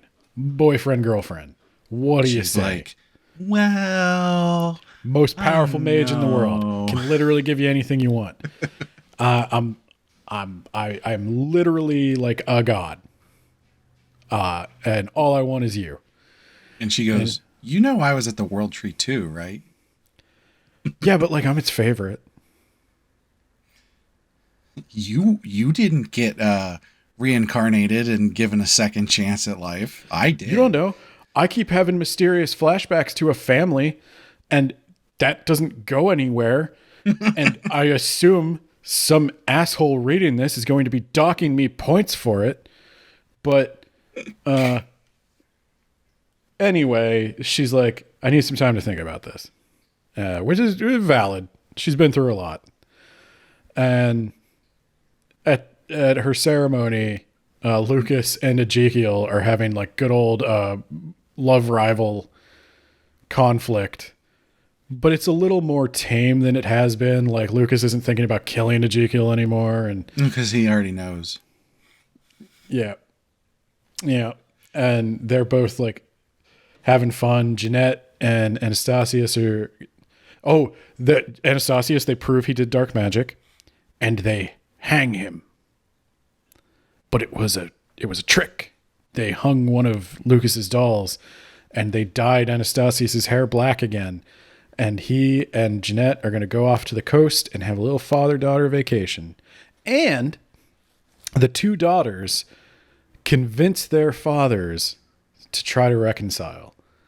And it's not like a tearful hug reunion, but they both begrudgingly agree to try for their daughters, and they exchange a masculine smile of affection.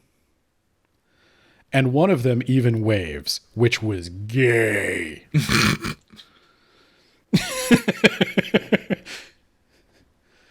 But then the other one waves back, so it was no homo.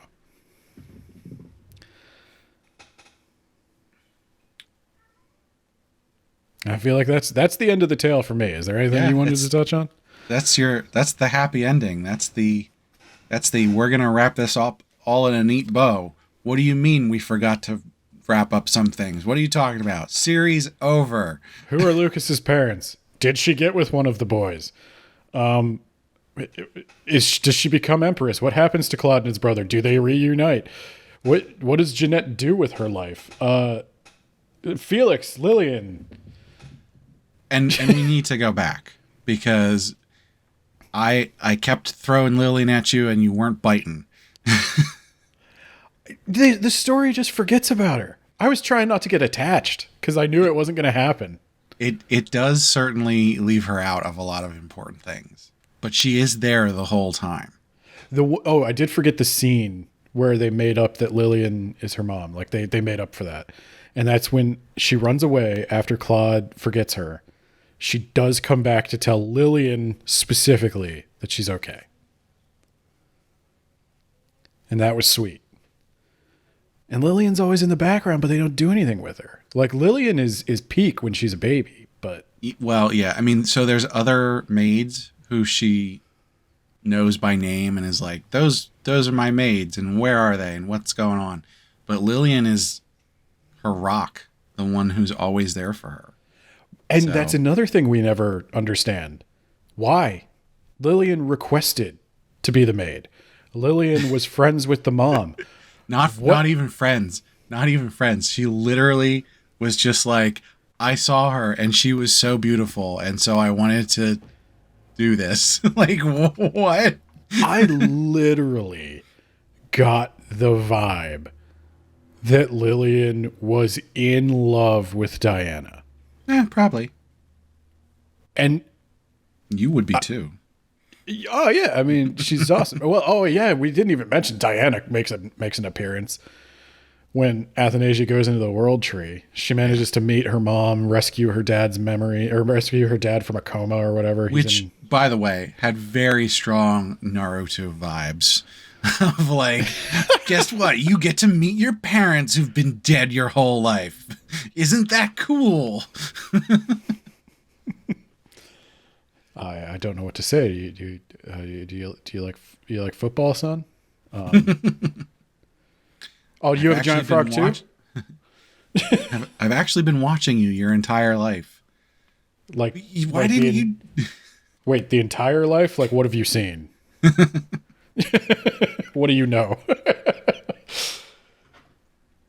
Did you see that part where I kissed Sasuke? That was just like I was just practicing for Sakura. You know, it was an accident. Yeah, his tongue went in first.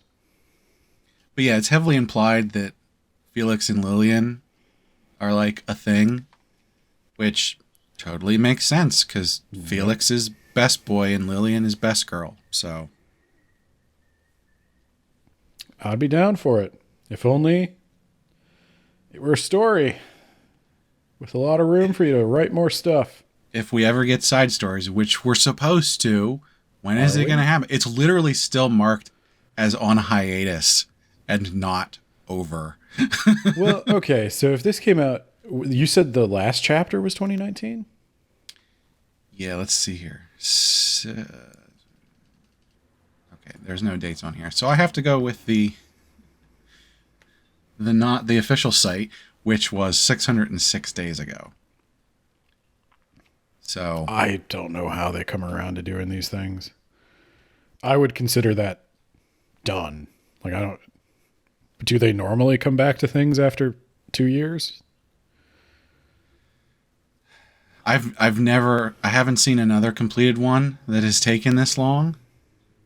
But I mean, everything on the official site still has it marked as like not over. So well, there you go. George R. R. Martin's Who Made Me a Princess. Yeah, right.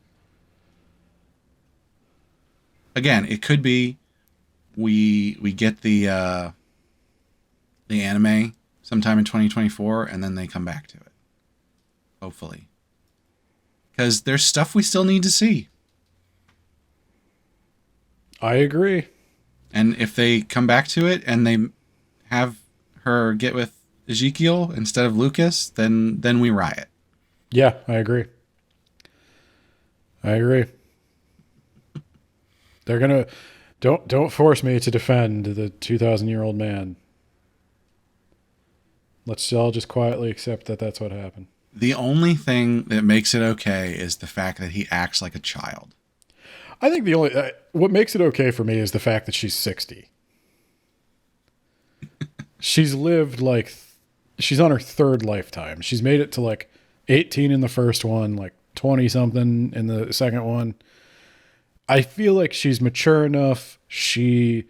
I like that she has her own magical power and she's also used the world tree. Yeah. So she's more his equal than maybe she was at the beginning. Right. Like, and he doesn't seem bothered by that. That's also nice. I think that he, while it wasn't really explicit, when he fell in love with her, it was too early. By the end of the series, where she is acknowledging her feelings for him and his feelings for her, by that point, it's okay. I'm choosing to headcanon that he saw her potential to be somebody who could keep up with him. Yeah. And that's what attracted him to her, not anything untoward. Yeah, shall we rubric? Yeah, I'm trying to think. Is there anything we need to cover before we rubric? I had a thought a while ago that I was like, oh, before we rubric, but I've lost it. It'll come out halfway through the rubric. Yeah, it always does. Well, so do we? I guess we're gonna give it a little bit of a handicap and say we're not gonna include romance on this one. I agree. If we did, romance would probably get a 3. So if you must know what we think about the romance. All right. So rubric time. Starting off with content and ideas.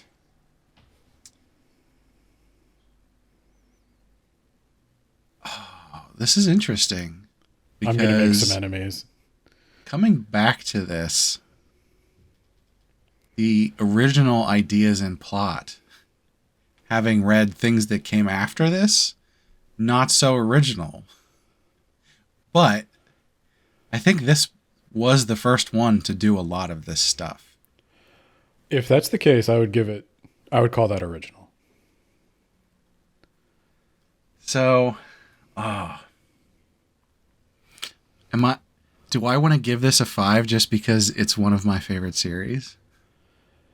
I would say, to make a case for a 5, what was the idea? What are some of the ideas that got you?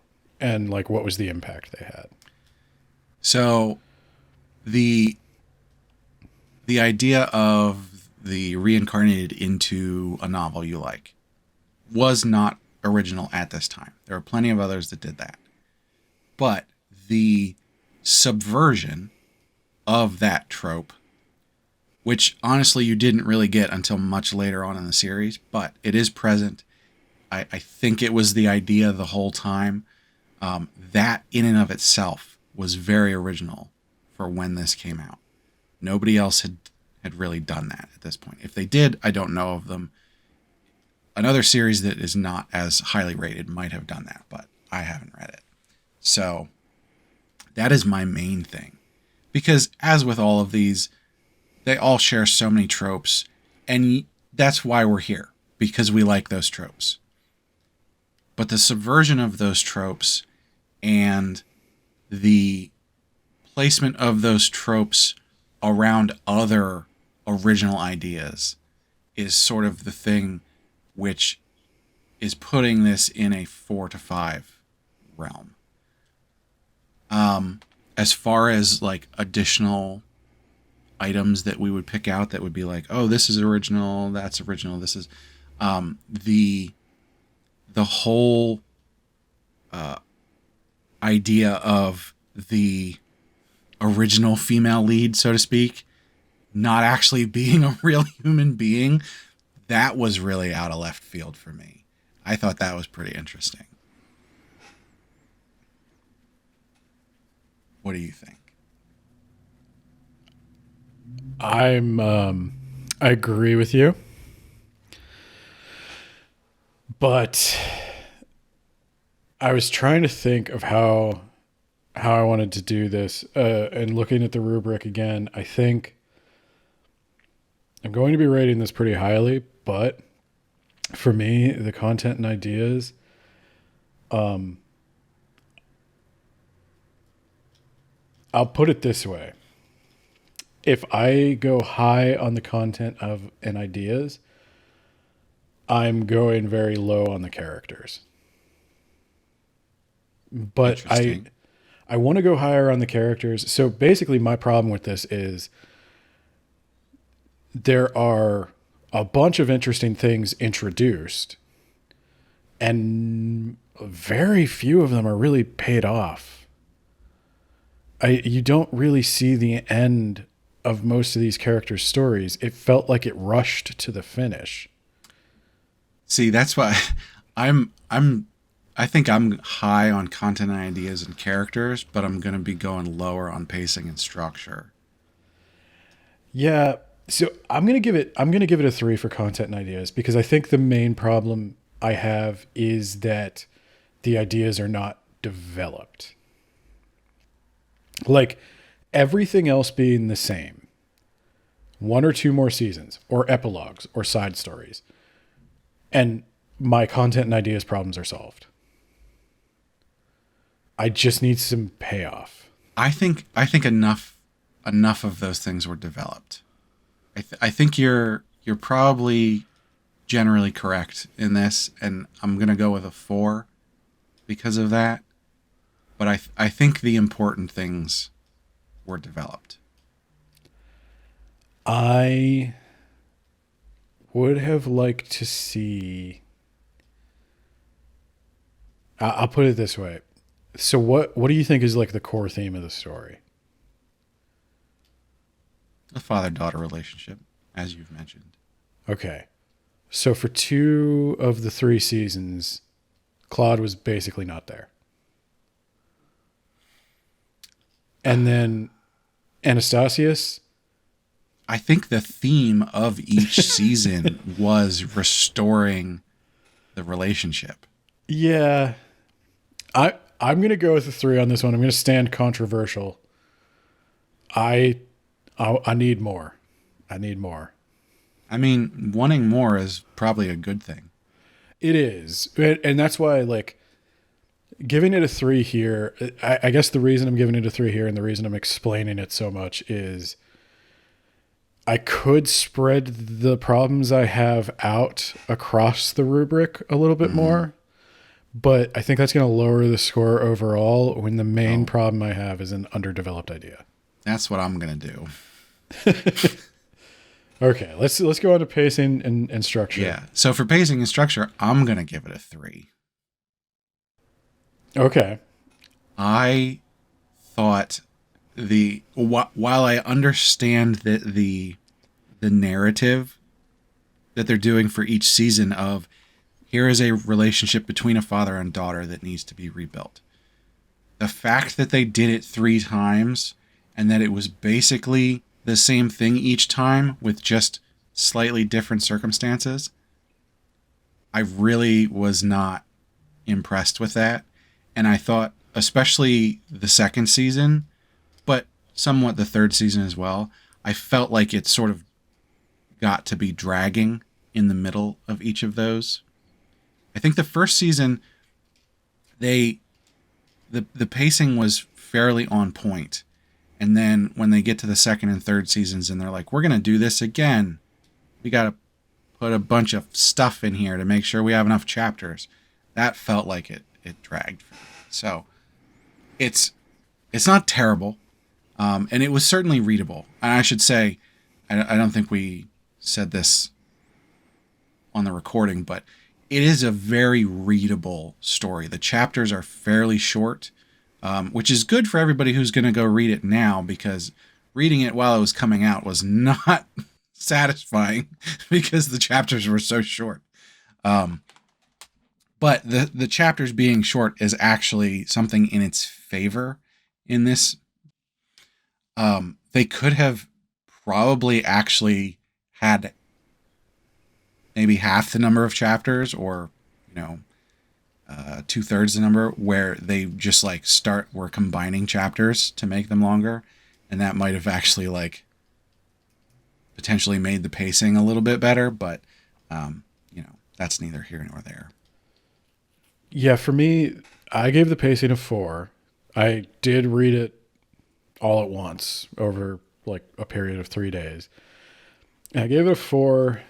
I thought about putting some of the problems I had with it into pacing, but I decided they're not pacing problems for me because the story kind of kept me on the edge of my seat. It did a good job pacing. It was just at the end, I felt like I was on the edge of my seat and then I just fell off my seat because I was like, that's it. That's the end. Like, there was a lot of like, what kept me going through the parts that you described as dragging was like, is Jeanette gonna become the bad guy? There were a few places where I think it could have gone further. Like, I think Jeanette should have had more of a villain arc. Like, it almost seemed like the author was kind of afraid to really hurt Athanasia at any point. And Yeah. I get that's the genre a little bit. It's a little bit more like wish fulfilling, but like it was really they really made it seem possible that things could take a dark turn. Like, I know Athanasia is going to win, but like I had no idea what was going to happen to Jeanette. So I think that was like a really Jeanette and her father were really good pacing elements. They kept the story interesting the whole time. The reason I can't bump it up to a 5 is because, again, I don't think the payoffs got executed sometimes at all. Okay. Well, I guess we got reversed there, so we're still even. We're back even. Moving on to characters, I'm gonna go with a 4 here, and specifically, some characters may have been less developed, or some arcs may have been wrapped up unsatisfactorily. Because the thing is, I like all of these characters. I even like Ezekiel, even though he's like just buttered toast. The very early on in the series, you don't like Claude, which obviously, because he's, psychopath, but like when they sort of unfold everything and say, oh, here's what's actually going on, like he really does sort of endear himself to you, which is, I mean, I think that's a really difficult thing to do with a character that you've established as, villainous to some extent at the beginning, to like actually get you to turn around on him. Yeah, I would echo everything you said. I also gave it a 4. The fact that I like every character is why I wanted more and why I was so like disappointed that I didn't get clear resolutions. And I will agree that I think the story guides you towards what the outcome is probably going to be. But after you go through that whole journey, you just want to see it. But I do agree with the thing with Claude is like, it starts off like, oh, a man who hates his child, his infant child. That's not a likable guy. I mean, that's one of the worst things you could do. And then you find out it's like this epic, tragic romance of like he loved that woman so much that he cursed himself to never feel again. And I mean, it's very like high drama, and they do make you come around on Claude because we don't see Claude do the things he did in Athanasia's first life, which helps. When Claude meets her, he's charmed by her, and that's good. And he even treats Jeanette well. And so I liked his arc. And I think one of the most satisfying arcs that really deserved more time was Anastasius's arc. Yeah, potentially. I wound up kind of liking him as a character too. Like I kind of wish we saw a little bit more of his. I think it would have needed to be the flashback from like when he was a kid. That would. Yeah. we almost needed like a couple of chapters explaining like what his mom did to him Yeah. to make him so weird. But then Felix and Lillian, they felt like tropes, but they also felt like they developed a little bit beyond the trope. There was a very early on where Felix was explaining to Athy about how his mom died early, and his mom was Claude's nanny, Wet nurse, yeah. and then like how he didn't feel connected to her, and when she died, he didn't feel anything because she didn't pay attention to him. But then, like, oh, later on, he actually found out that he did really miss her, and he was crying. Like, he's got a character, and it's deep enough for being a side character. Would I have liked more of it? Yes, because I like him as a character, but also I don't think it was necessarily like that he didn't get enough, you know? Well, I like his role as like a goon almost, like or like a goofy dude where he when he's with the princess, he's like this uncle figure. But when she tries to sneak up on him at one point with her magic, which at that point has been established as being like pretty top notch, and he senses somebody behind him and he almost stabs her in the face. And that's the first time you see him like not interacting directly with the princess, or he doesn't think he is. And it's like, oh, there's another side to this guy. Like, he kills people. Like he and Claude have done some shit, and Yeah. so I think it's interesting how like There's a reason he's the only one that's next to Claude. Yeah, they all can like. They're one of the interesting things about the characters of like the older men in this is that they're all like scarred war veterans who are being softened by family life. Well, Lucas is just a brat. He's the oldest one. Yeah. But yeah, no, I agree. The characters are the characters are like infinitely better than the plot. I mean, you could put these characters in any story and they'd be good. Yeah. I wonder if we would give this a 5 if it had actually had side stories at the end. Almost certainly. I don't know why they wouldn't. I feel like that's just printing money. You know, it's funny. We might have to come back and revisit this completed manhwa. If they get side stories? Yeah. Honestly, I would. I'd be willing to. Because I suspect the problems I have may not be problems in the book. Mm-hmm. And maybe even the anime. We'll see. We'll see. So, art competency. Is this going to be controversial? Maybe. I feel like I'm being generous. A 5. I'm also giving this a 5. It's a little generous.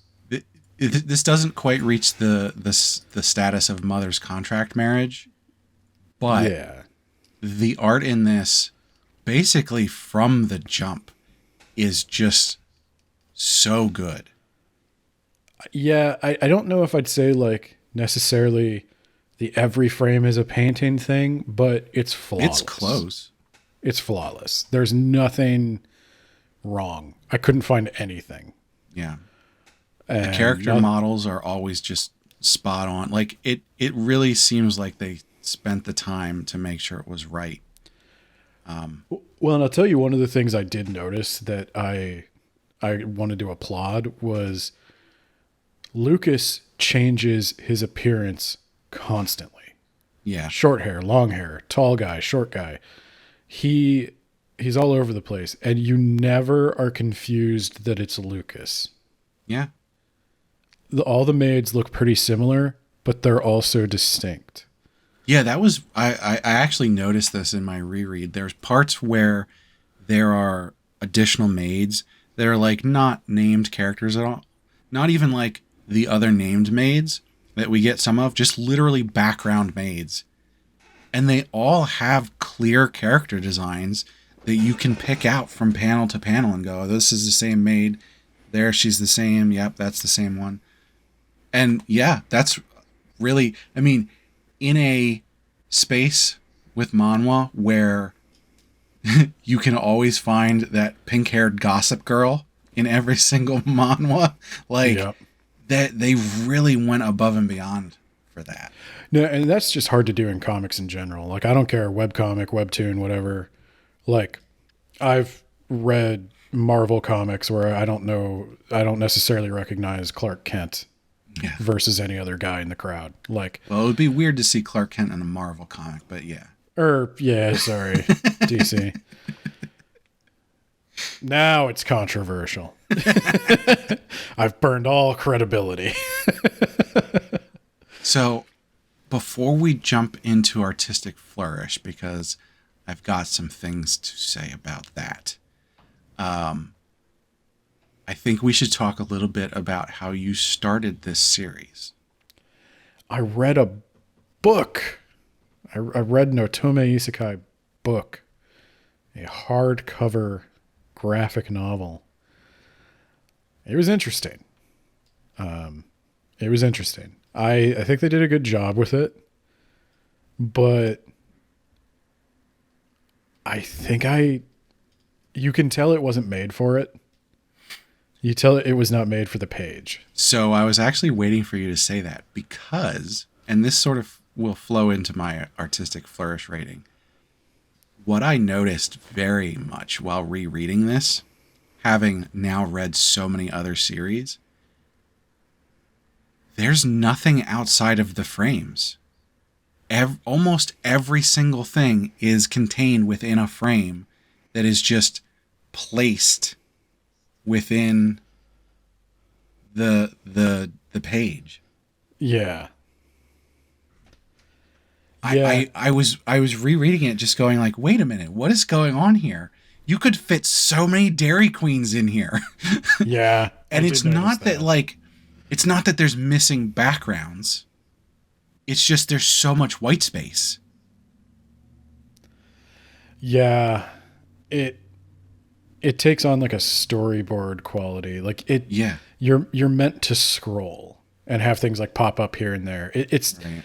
the only way I can describe the book versus the I was reading on my phone is like it's meant for a vertical format.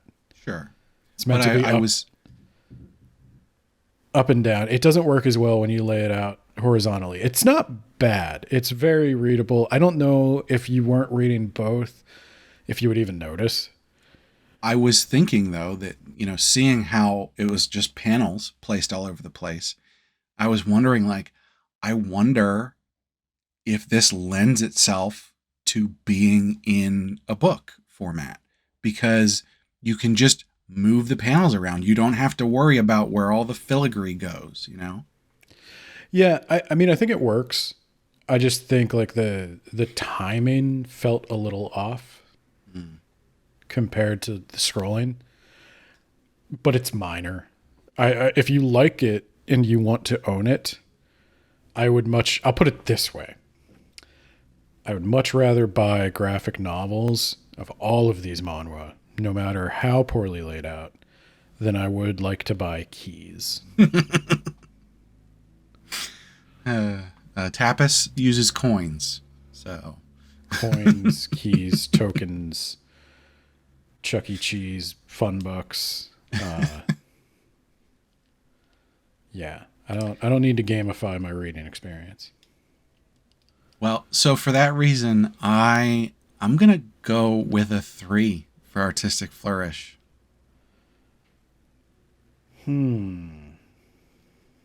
I should be clear to point out that I think there is artistic flourish here within each panel. They do a really good job with lighting.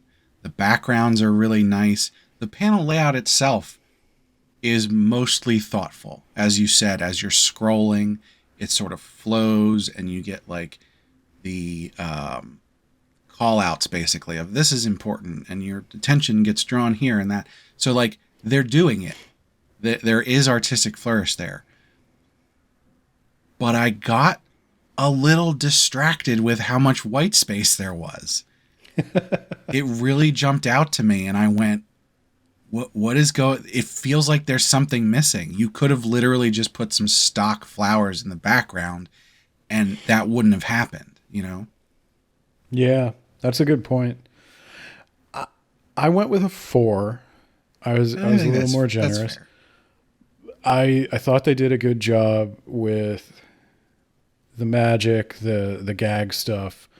There was one panel that actually like got me to laugh, which is rare while reading a comic. Mm-hmm. Even the ones I think are funny, like Spy Family, I don't usually laugh out loud, but I think the one that got me, I think I posted it on the Discord, was Lucas says something like get rid of that one, and then the next panel is just Jeanette going, okay, bye. It was just like such a Jeanette moment, and it was just like she's so small, and it's just like such an afterthought that like get rid of her, and then she's just leaving because somebody mentioned getting rid of her. No, not even realizing she's been insulted. Yeah. There's a couple of things like that just communicated exactly the right thing in exactly the right time. So I gave it a 4. I think that's fair. If they had done even the slightest bit of like background effects, I would have definitely given it a 4. But the fact that it literally jumped out to me as like, what is going on here? I just couldn't do it. Get Spoon an assistant. Yeah, really. I don't think Spoon needs to spend more time on that stuff, but like you could get an assistant artist to do that pretty easy. I mean, why don't you stick some Dairy Queens in there and send it to them? Maybe they'll hire you. I don't know if they're... I wonder if they would even understand. Do they have Dairy Queen in Korea? Oh, that's a good point. I don't know. Anyway, personal preference, 5. I went 4. Okay. I can think of improvements, namely more. You come back at me with these sides, like I tell you what, you're a hostage at this point. Your score is a hostage. I can make this a 5 if you just give me 20 to 40 more chapters. See,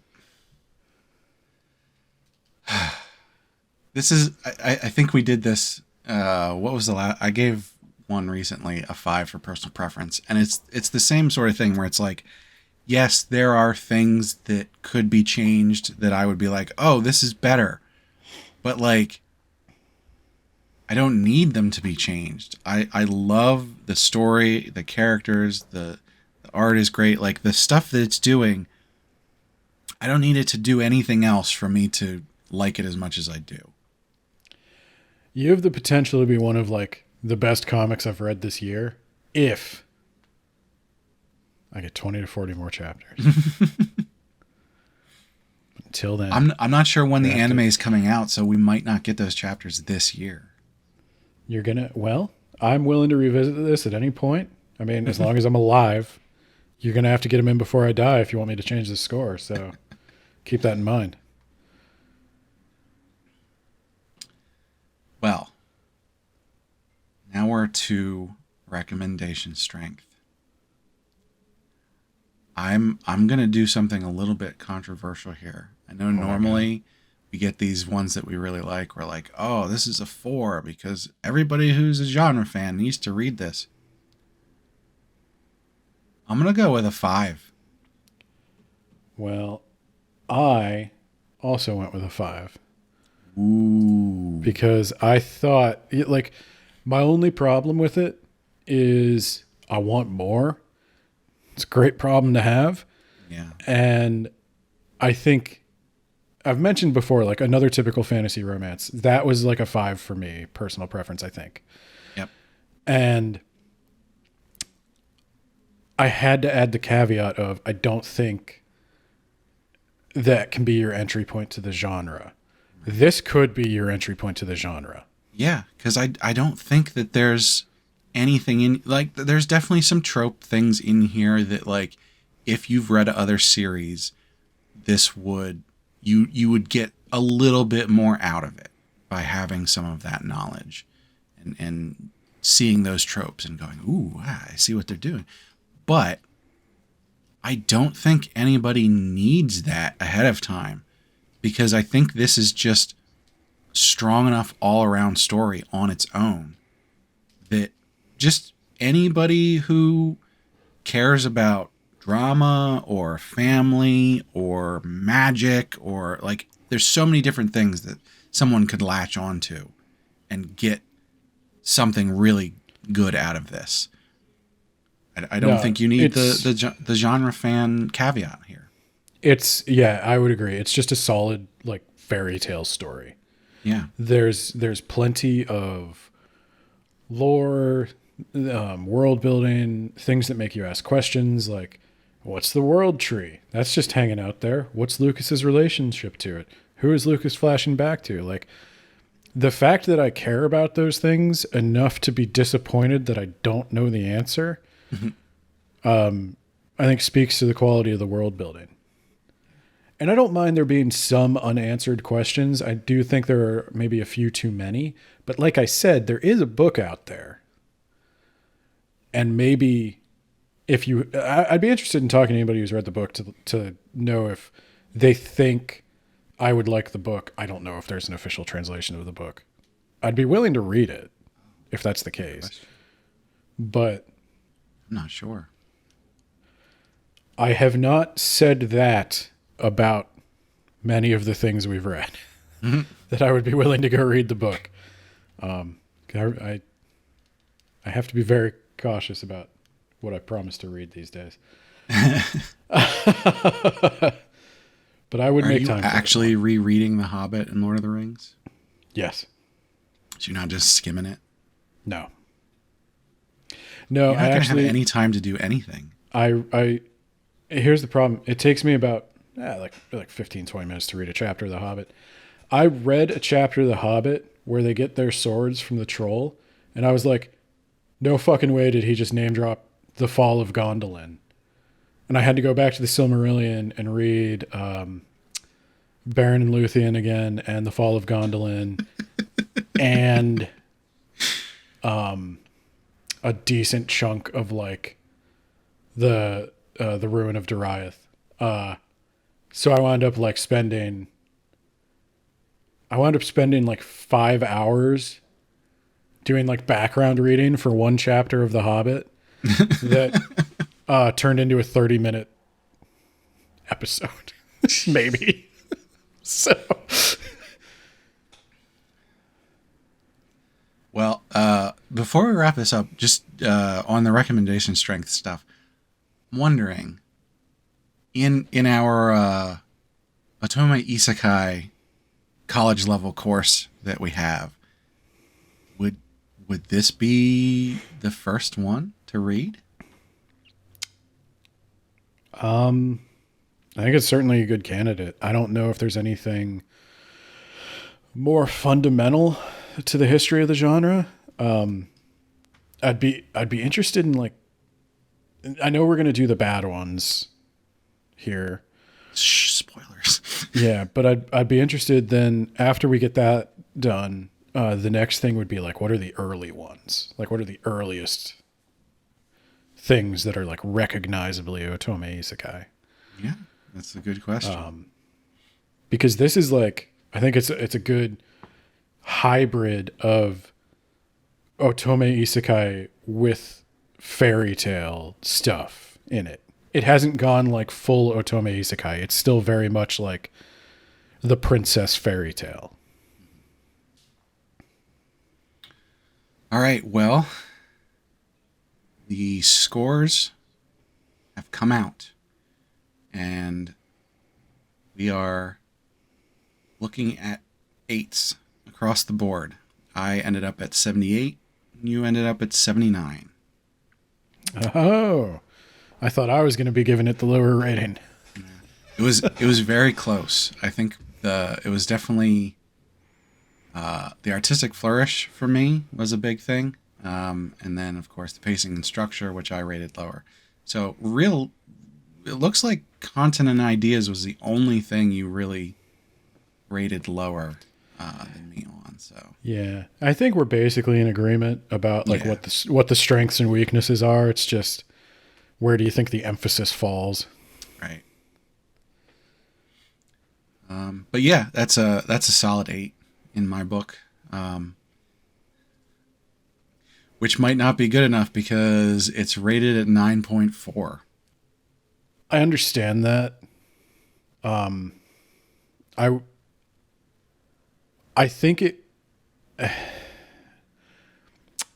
trying to think of how to say what I want to say. Like, I wanted to be kind to this story because, like, I have a genuine affection for it, and I read it very quickly. I didn't have any trouble finishing this on time. I was done days early, and I did not think I would be.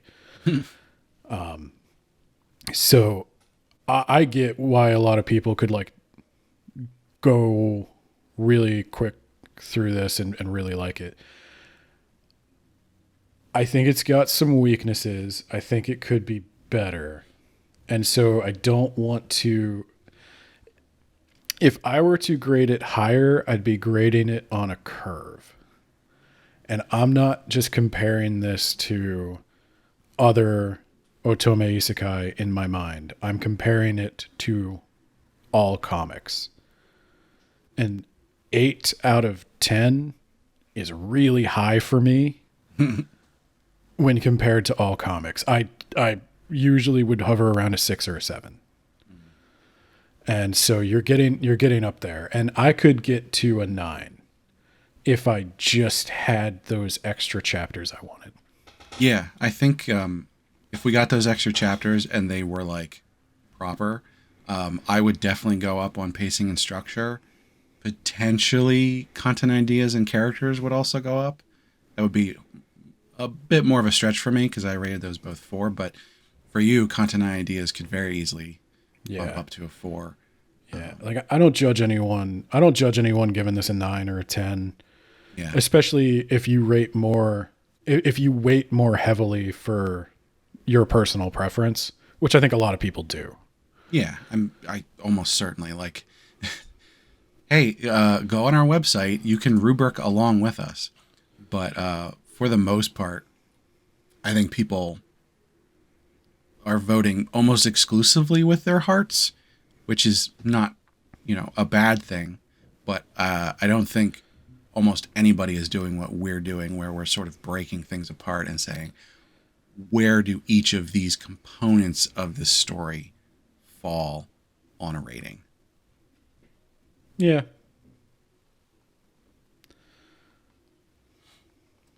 All right. Well, yeah, like I said, go on our website. You can rubric along with us. We have an interactive rubric up there. Don't click the include romance checkbox. We didn't include romance this time. Who knows? Maybe if we come back and re-rate this after the side stories, maybe we do include romance. Who knows? Well. Oh, so you know what? If I included a romance, it goes up to a solid 80. So give it a 3 for romance, if you were wondering. Who knew that getting a bad rating for romance would actually help it? Might be. My math may not be as precise as I don't. I think it's because it waters down all the other bad ratings. You said you gave it a 3? Yeah. No, yeah, that's 80. Who knows? Who knows if the calculation for that is actually right? I just made it match the website that we've used before, so I don't know if that's actually mathematically accurate. But it's got to be consistent. That's the important thing. It subtracts. I see what the problem is. It subtracts 1 point from 4 and 5, but you're adding 7 points for the new category. Mm-hmm. So it nets out to 1 more point.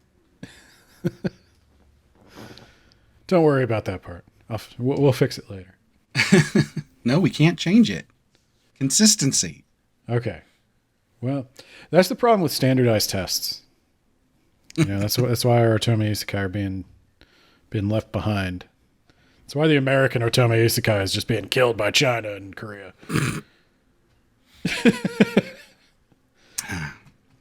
Well, so yeah, that was Who Made Me a Princess. Overall, good time. There is one problem, though. I never did find out who made her a princess. I think technically she made herself a princess. Oh, my God. It's an Ouroboros of royalty. There was a homunculus. Or maybe the world tree. The world tree made her a princess. I don't know. All right. Well, now is that time when we talk about what we're going to do next time. And we've been getting some pretty good responses for our polls, where you can go on our Patreon, and if you support us at all on Patreon, you get to vote on the next series. But there's not going to be a vote next time, because next time we're doing something a little special.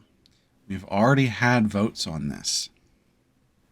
So the next episode that we do, we are going to be covering 3 of some of the worst rated manhwa that exists.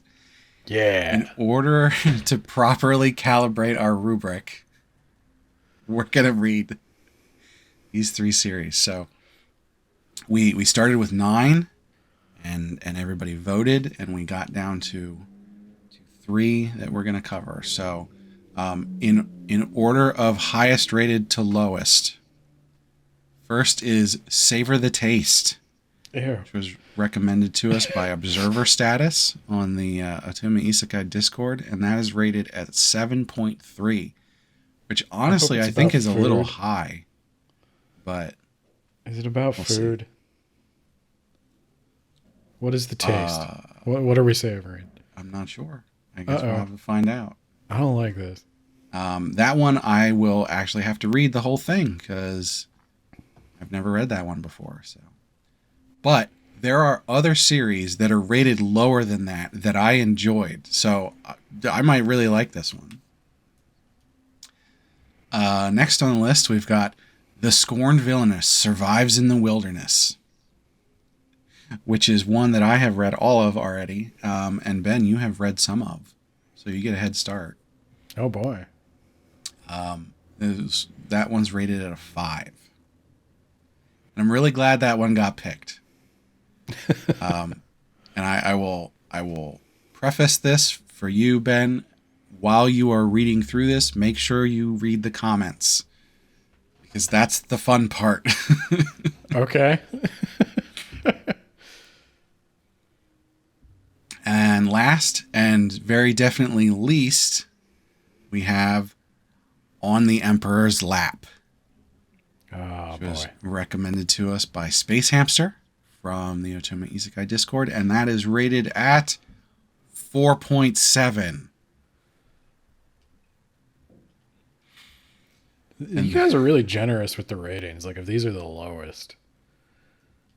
I think the ones that are rated lower than that, no one's actually read all of. So, I think On the Emperor's Lap, we might get down into the 1s and 2s. Oh boy! So, I'm excited. You gotta start reading those right away, because I have a feeling that it will be a slog to get through, and we gotta read 3. Well, you do. All right. I did actually. I have started On the Emperor's Lap a long time ago, and I just put it down. So, if you know me, that is a glowing endorsement of how terrible it is that I actually put it down. Who among us didn't start On an Emperor's Lap? You? Yeah, you don't know what I do.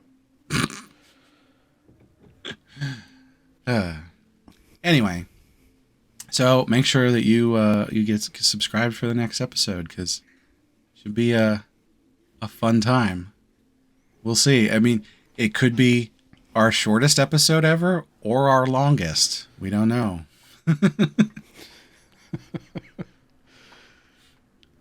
And make sure you check out the Patreon because at the end of the next episode, we'll be announcing 3 more to vote on for the next episode after that.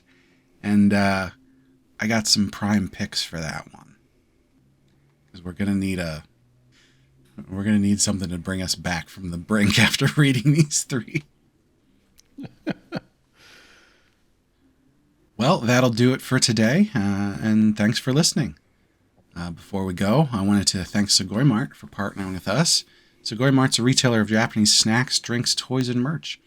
They have all kinds of cool stuff that you can't get outside Japan. And for our listeners, if you check the link in the description or use code APR15 at checkout, you get 15% off your first order. And that also helps us out, so be sure to check that out and get yourself something nice. I don't think you can probably get stuff for Valentine's Day at this point, but maybe have a belated Valentine's Day. They do actually have a lot of interesting things specifically for Valentine's Day, so it's something to check out. And we'd like to hear what you think. You can check us out on social media, and you can even tell us what series you'd like us to cover. We're always looking for suggestions. So you can check out the website, animepodcasterreincarnation.com, where you can leave comments on these podcast episodes and also find other posts and reviews. And we've got a Discord where you can chat with us.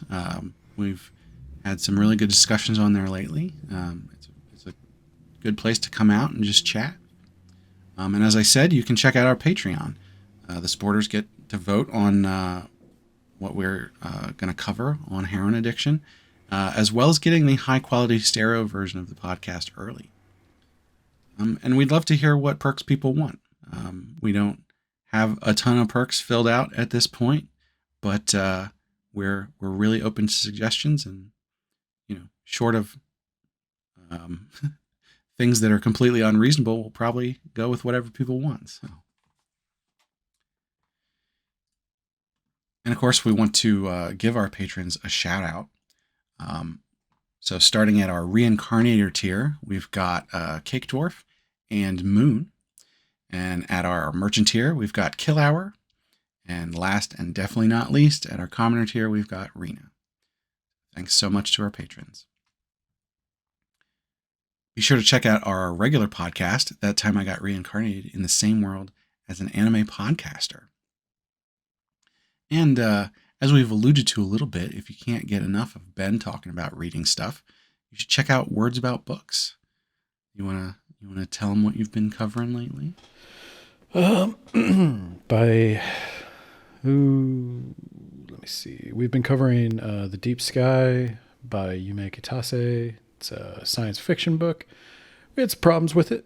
It's fair to say. We're going to be starting up another podcast here mid-February, talking about Tolkien. It's going to be short episodes every week, covering one chapter of The Hobbit and then The Lord of the Rings at a time. Encourage anybody who's interested in that to read along. Did you count how many chapters it is total? No, I have no idea. I don't know what I've signed up for. But it's going to be multiple years. Well, we'll see. If people stop listening to it, I'll stop doing it. But we've also got one coming out that might be interesting to listeners of this podcast. It is the Honjin Murders by Seishi Yokomizo. It is a Japanese murder mystery book. He is widely considered to be like the Japanese Agatha Christie. It takes place in like 1935. So there's a lot of I know that's a period that people are interested in having covered more. So it's a locked room murder mystery taking place in rural Japan in 1930s. So people might get a kick out of it. It's been interesting to read. There's a lot of terms I've had to learn, like honjin and lots about old Japanese houses. I did not know. Awesome. Well, people should definitely check that out. And once again, I want to thank everybody for listening. We hope you had a good time listening. We had a fun time discussing this. And now, in honor of Valentine's Day, which will be here shortly, I have to go find an excellent bottle of manhwa to have with our romantic candlelit dinner. 'Cause I'll see you.